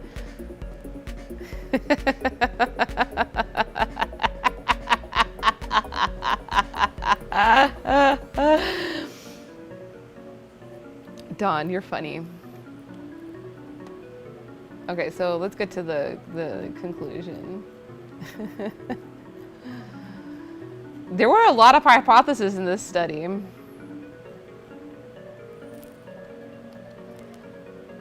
Given the salience of new monetization model in live streaming, the study attempts to find out factors that can explain viewers' consumption intention of virtual gifts in this new context. We develop a theoretical framework in which flow mediates the link between contextual factors, interactivity and social presence, and personal factors, curiosity and social media dependence, and consumption intention. Analysis based on respondents who had experience of watching live stream largely support the hypothesized relationships in the framework. All right, so there we go. They were supported. They were supported. Women care about your feelings and men only care about themselves.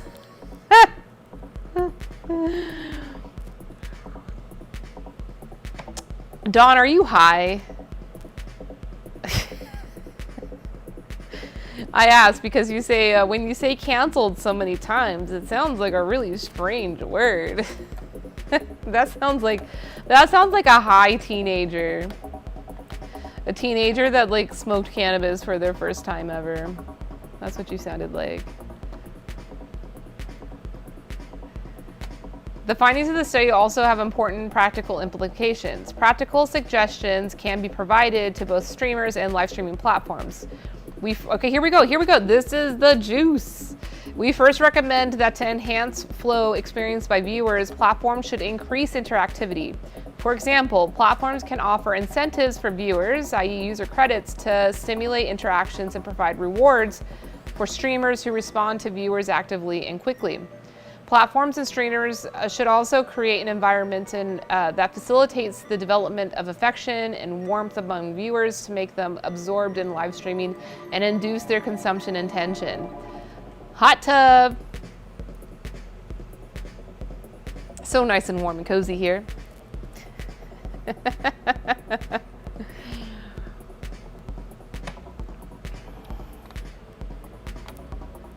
Furthermore, platforms and streamers should be aware of the differences of viewers in terms of their personal characteristics. They should pay more attention to viewers who are more willing to try new things and who tend to be more addictive to social media. For instance, they can promote new virtual gifts to such viewers. Gender differences should also be taken into account. Platforms and streamers may wish to emphasize the experience of enjoyment and pleasure in live streaming for male viewers. For example, they can make effort in crafting more entertaining stream content. Hot tub, hot tub, hot tub. If the majority of viewers are males. Okay, let's do a vote. Onsen stream, yeah, exactly. I just need like a monkey. I need to find a video, like a license 3 video that I can use on my green screen, like of being like out in the snow in an onsen with like a little monkey like popping his head up every now and then. Like how sick would that be? That'd be so sick. I mean, now that I'm becoming a professional streamer, I'm gonna have to start doing that kind of stuff. Like, I want to go, like, capture custom footage that I can use on my green screen. Like, go to a real onsen. He is passed out now. He's so comfy. He's passed out. I'm only here for the hot tub. Yeah, I knew that, Dawn.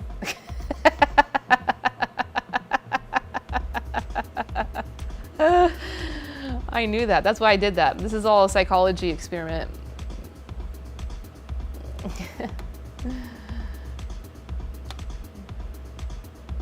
For example, they can make effort in crafting more entertaining stream content for the majority of those males, as influence of flow appears to be more salient for males to purchase virtual gifts. All right, so, that's interesting. So, as a professional streamer now, if I want to be smart and make some money and make this worth the time, because actually I am excited about making money off of streaming. So then I can financially support like the artists like Sojourner, this music that we're listening to right now. Like I would love to like have a model set up where like every time his music plays, like, you know, he makes a royalty on it.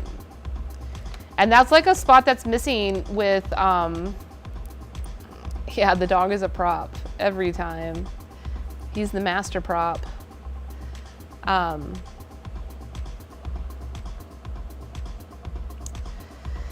That's a problem in content, and I think that live streaming is going to help crack this problem, because solutions are going to have to be made, because there is an immense amount of licensed, copyrighted content that is being used. Oh, Fred, thank you. Thank you. Oh, you don't have to do that. What happened? What happened? Oh, Revoy, thank you for subscribing. Oh man, look what happens. Like Bitcoin and I are over here panhandling. Enjoy your emote. Enjoy your emote, bad boy. You got me. You get a remote. You get an emote of me. I should really give all the emotes or make more emotes for our tier 1. I really should. You planted the seed, Fred. Well, thank you. Thank you for that. That's so... How, like, that happened too fast. There is no way that, like... Yeah, that's me. That's the me emote. Yeah, so if I'm going to make money so I can pay back these artists and not pay them back, but like, yeah, pay them back. Like I've been using Sojourner's music on my stream for like almost a year now, and I'm so grateful. And, you know, I see him all the time and he's grateful. Like I'm exposing him and getting his music out there for new people to listen to. But like, I would like to give him a freaking royalty, because that's the way, yeah, Ravoid, yeah. Now you can take me all over Twitch. You can be like, that bitch. Actually, don't do that. Don't do that. I can do that for myself, but don't call me bitch. If you are a man, don't call a woman a bitch unless you really mean it. And if you really mean it, please communicate. Please communicate. Yeah. All right, Bitcoin. There's one more thing I gotta read. This study can be possibly extended in the following ways. First, our study is conducted in the Chinese context, which is the best context because like they're like the most mature in live streaming popularity and live streaming shopping and all of those things. Given that live streaming is also becoming popular in other countries, future research can test this framework in other cultural contexts. That's true. It's like, oh, so this will make you feel better, Fred. That assumption that was made about like women, whoops, that was my water bottle, about women caring about people's feelings and men caring about themselves, like that's just for Chinese culture, according to this paper. So you don't have to feel so bad about that. Bitcoin, sit down. I don't want you in my lap anymore. Don't you remember? I pushed you out. Second, the study has not considered the differences of streamers. Yeah, they didn't even look at hot tub streamers.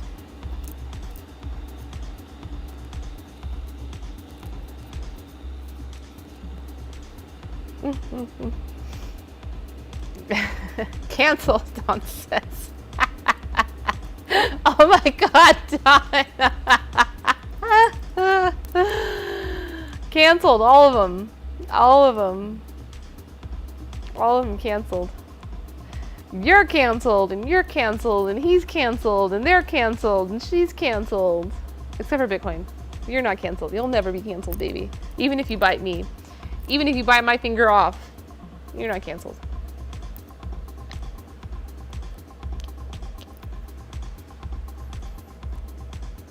So that was the paper. That was it. Ready for success. At least can drink some more tea.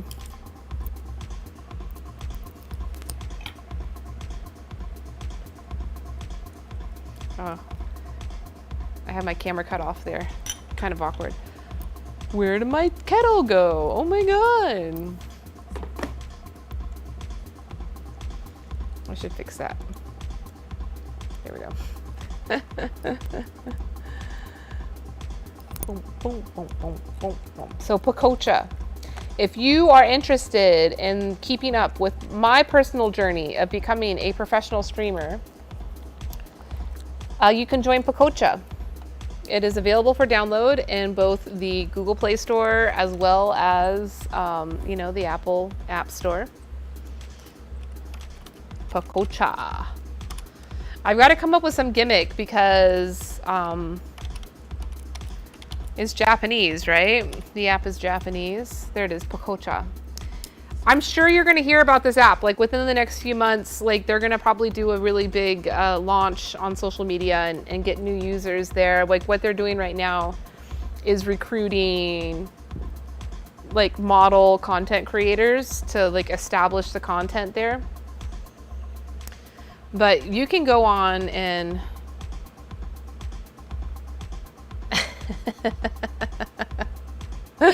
Fred. They like 100% reflect the views and opinions of Bitcoin though. Yeah, Don, we'll get you on. Yeah. Hell yeah. Yeah, Don. Like I've never even talked to you before. We've never even like talked on the phone. But like I feel like we know each other really well just from my channel. Look what this guy did. I just told him I don't want you on my lap, and then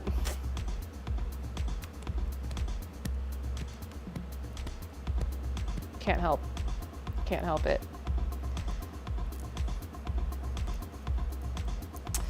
Yeah, you can download Pacocha. I am not streaming as T Let T there because I'm doing it as like my own personality. And so you can find me at Peace Elise, which is how you can find me on Reddit as well. And if I stream to Reddit several days a week, so if you want to stay up with me, go ahead and follow my account. But yeah, my moniker on the internet personally is Peace Elise. I just put that into the chat. So if you do download Pacocha and start hanging out there, you can follow me. Just search my profile, Peace Elise, and you'll get notifications of when I go live. And the app, like I can't think of a better way to explain the app other than it's like a mix of Twitch and TikTok, which is weird because TikTok has a live streaming function. It does. And a lot of people have started using it, and the live streaming function there is very similar to this Pacocha. But Pacocha does not let you like upload videos, and there's not like an algorithm of like swiping through videos. Oh, thank you. My dog likes you too. His name is Bitcoin. He's a Bitcoin baby. He's a Bitcoin baby. All right, I'm gonna let you down. Oh, this is a cool song. This has got like Steel Pan. It sounds like Steel Pan. I love Steel Pan. That was like probably my favorite thing living in the Caribbean. Even more than the beaches. Like I loved the beaches there. I love the beach all the time, every time. But like the ocean is different in the Caribbean Sea than it does in like the Pacific Ocean, like Hawaii. I spent 7 years falling in love with the beaches in Hawaii, surfing. So a lot of my value in my relationship with the ocean is based upon flow, and kind of the urgency that being in the ocean when it is turbulent, when it's violent, when it's pulling and doing this, but it's doing all of that within a flow. And I just love kind of leaning into that flow and figuring out my way where, you can survive. But like where I lived in the Caribbean, the water was very calm. So yeah, I loved the beach. I was there all the time. But like, do I like Hawaiian tea? Of course, Dawn. I sell Hawaiian tea. When you're ready. It's pricey. It's very expensive. I'm not going to even try to lie about that.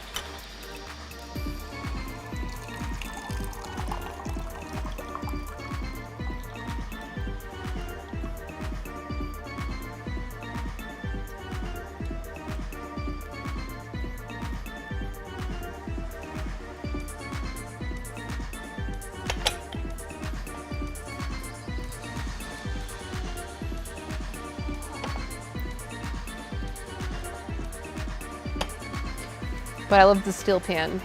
Oh man, like a drum line. Oh, he's back. He's back. What? He brought it over and then he grabbed it and ran away with it. Oh, you think I'm gonna go run over there and play with you over there? You know this how this works, Bitcoin.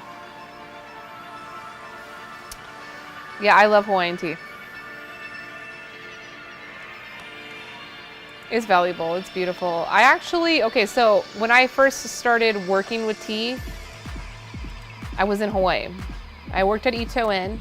That was like my first experience in tea, doing quality control at the factory where they made the cans of the unsweetened green tea.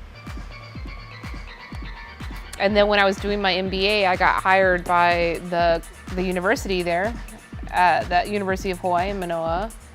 I got hired to do a market feasibility study for Hawaii grown tea. Hey Patrick, what's up? Tea. It's like I'm hanging out in a big pot of tea right now. A cauldron of tea. That's sketchy.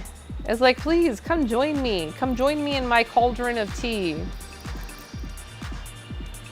It's not too hot. And don't worry, there's no thoughts here to give you any trouble. I'm swatting them all out of here. You can only see them when it comes over me because this thing is freaking green. Oh, Bitcoin, you found your ball. Bitcoin's ball. Found his ball.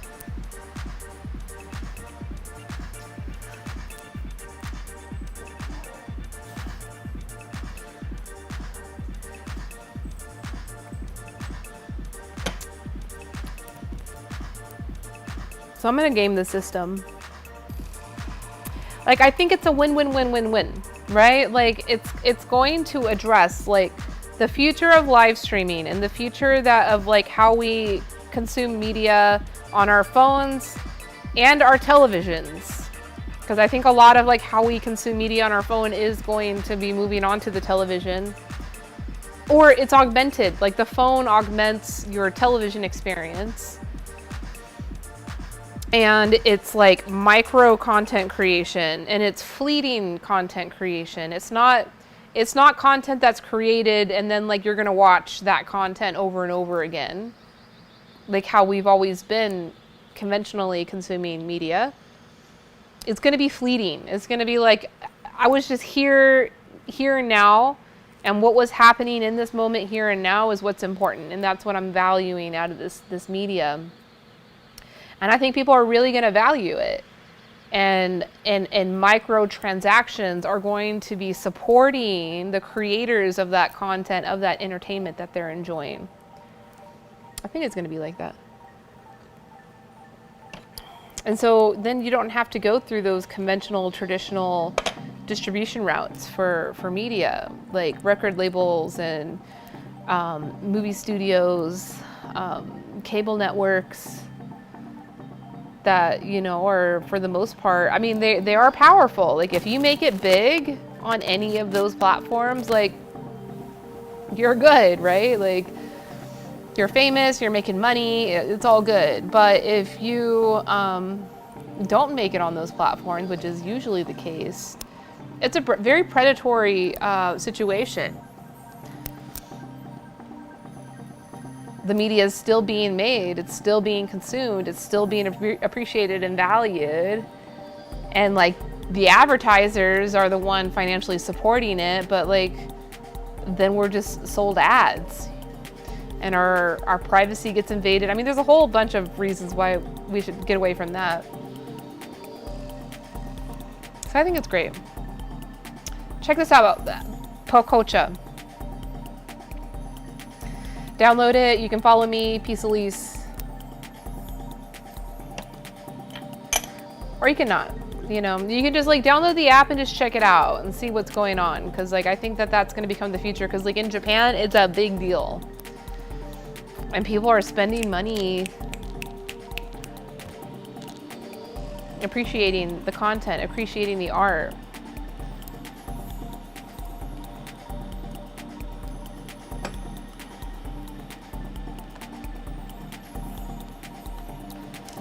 Wow, it's almost 10. I think I'm gonna be heading out soon. Oh, just got some good news. Okay, so I received a very important package this past week. All of our new teas for the season arrived. And it's a big deal because of the pandemic. There's been like labor shortages, there's been harvest delays, there's been shipping delays, there's been money movement delays, like there's been all kinds of delays. And so that's why the tea has just now reached me, even though they started processing it back in April. And along with all of the teas are samples of other teas that we're potentially going to buy. And so we're hosting a virtual tea festival. I know, I announced it 6 months ago and keep delaying it. And that's because like we were meant to have the first virtual tea festival back in May, then it got pushed to June, and then it got pushed to July, and you know, now here we are in August. I think it's gonna be happening, I'll announce the dates early next week, but it'll probably be in about 3 weeks. And so what we'll be doing, it'll be like a week long of events. I have several different content creators that will be offering classes, webinars. I'm not from Wisconsin, nope. Guess again, if you wanna play this game, you're welcome to guess again. If you're using like my accent to try to figure it out. I'm not from Wisconsin. It's not a secret, but I'll let you guess. If not, I'll just tell you where I'm from. It'll be a week long of events. We have several different content creators that'll be offering programming, different classes around tea culture, tea arts. But in addition, we will also be doing like interactive tastings of these new samples that have come in with the tea growers. And I just got the really great news that Yankee Tea Factory in Darjeeling, which is very exciting. They sent me some really exciting samples, so I'm really stoked to have them. They said that they got a solid internet connection at their house now, or at their factory, so they will be able to join us. So yeah, these virtual tea festivals, I do like to involve other content creators, not just me. Actually, like I'm like during that week, like I'm hardly on stream. Like you'll hear me talk, like I IMC it, but most of the screen time, the stream time is dedicated towards the people in our network that, you know, we're elevating on our platform. So yeah, that'll probably be happening in about 3 weeks. Is good.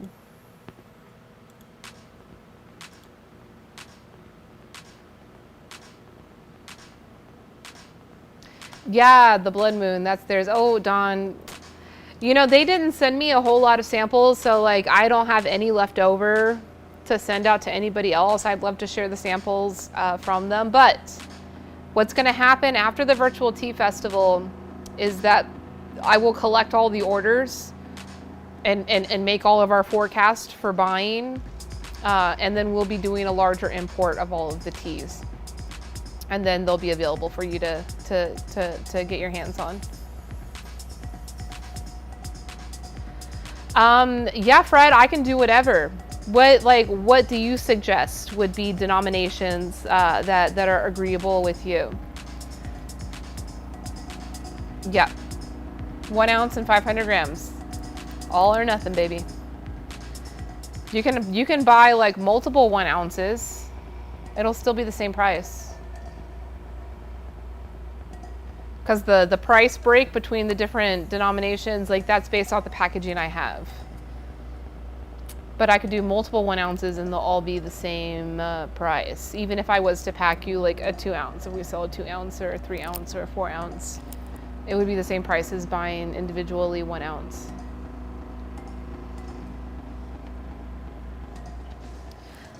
Are you wanting more? Are you wanting like a 10 kilo bag? All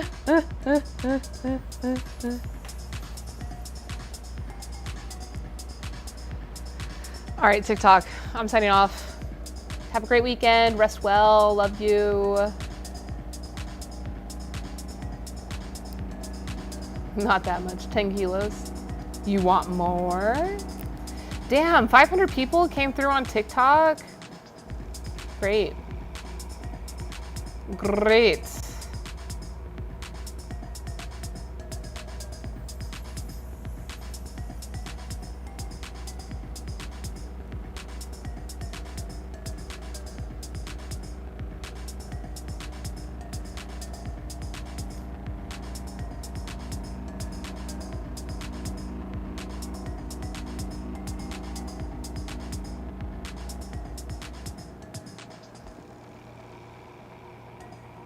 Catching up on all my talk about addiction, phone addiction. What is freaking? Oh, Hyper is streaming. Maybe we'll go raid Hyper. We raided him earlier this week. Maybe someone else is streaming. Oh, thank you, Fred. Are you leaving? You heading out? I'm looking forward to having a good weekend.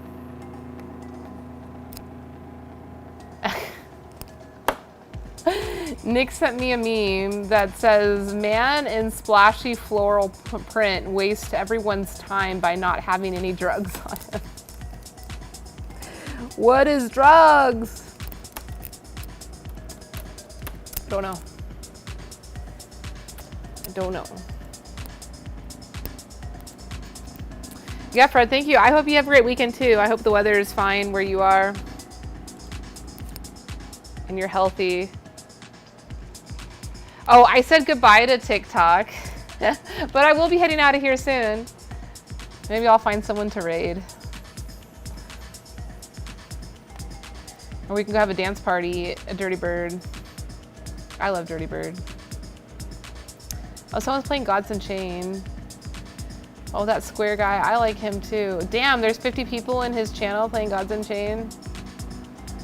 Oh, Gnomefire's live too. I like him, he's a good friend. There's a lot of people on. Yeah, Hyper's on. I think he just started.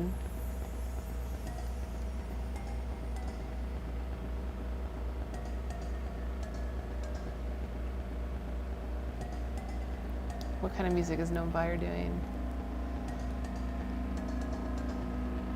Live synth looping. Chill vibes. I'm gonna go see some Gods Unchained. I've never seen so many people on his channel before. This is exciting. Oh, there's a tournament going on? Let's see what's going on. I don't want to interrupt them if they're having they're in the middle of something. It's like, who is this hot tub person just coming in? All right, hey, so because password, you never guessed another place I can come from. I was born in Southern California, and then I spent a lot of my childhood in South Texas. So I acquired some vocabulary and mannerisms from that. And then I went to high school in California. And so I think, you know, a lot of impression on that, like going back to California, back into that like valley vibe or whatever. And then, oh, they're setting up a tournament. Oh, that's cool. Oh yeah, I'm gonna go raid them. I wanna learn about this tournament. Show your skills. I should join the tournament? Is that, yeah? Oh my God, I'm so embarrassed. No way. Oh, that's funny. Canoga Park, is that where you're from? I was born in Arcadia, and then I went to high school in Bakersfield. You can pretend like you didn't hear that if you want to. I'm not ashamed of it. I actually, you know, like I grew up in the country. I grew up in what some people may call like backwards, whatever, but like everything has value. There's life lessons to be learned everywhere. Yeah, I don't know where Canoga Park is. But I mean, obviously it's in LA County. Okay, I see. Yeah, I don't spend much time in this spot, but that's cool. That's where you're from. And then I lived for 7 years in Hawaii. So may have picked up some, you know, mannerisms and dialect. Okay, so T is magic, you're serious? Okay, let's go do it. Let's go raid him. And then I'm gonna go celebrate. Let's raid him. Like, let's take all 7 of us. Let's all go. The Professor F, he is like the most elite Gods Unchained player, streamer, YouTube channel, and he's come into my channel a couple of times and giving me some pointers. He's a nice person, nice guy. Let's go raid him, say hello, tell him the tea party here. If you got the emotes, like freaking dump my face everywhere, we'll have fun. But I love all y'all. I hope you have a great weekend. I hope you continue to like monitor healthy social interactions on the internet and offline, because gosh darn it, like that's like the foundation of our best life is our relationships. So, you know, like technology is a healthy tool for us to use. That's the conclusion of today's stream. But I'll be seeing y'all next week. I'll be back on Monday night with another live podcast recording of the first Steep with Vaca Studio. And follow me on Pacocha. I'll be on Pacocha all weekend. I have to stream. Like, I'm under a contract. I have to stream a certain amount of time every month. So I will be there every day. And yeah, you can see this exciting new mobile app for streaming.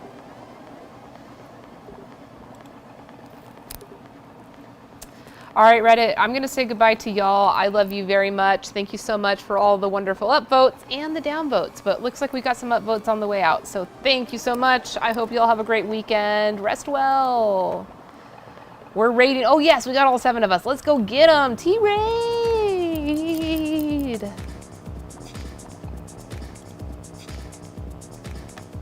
Oh, my internet just decided to drop at the end of that. Oh, come on. Are we raiding? Are we going? Come on.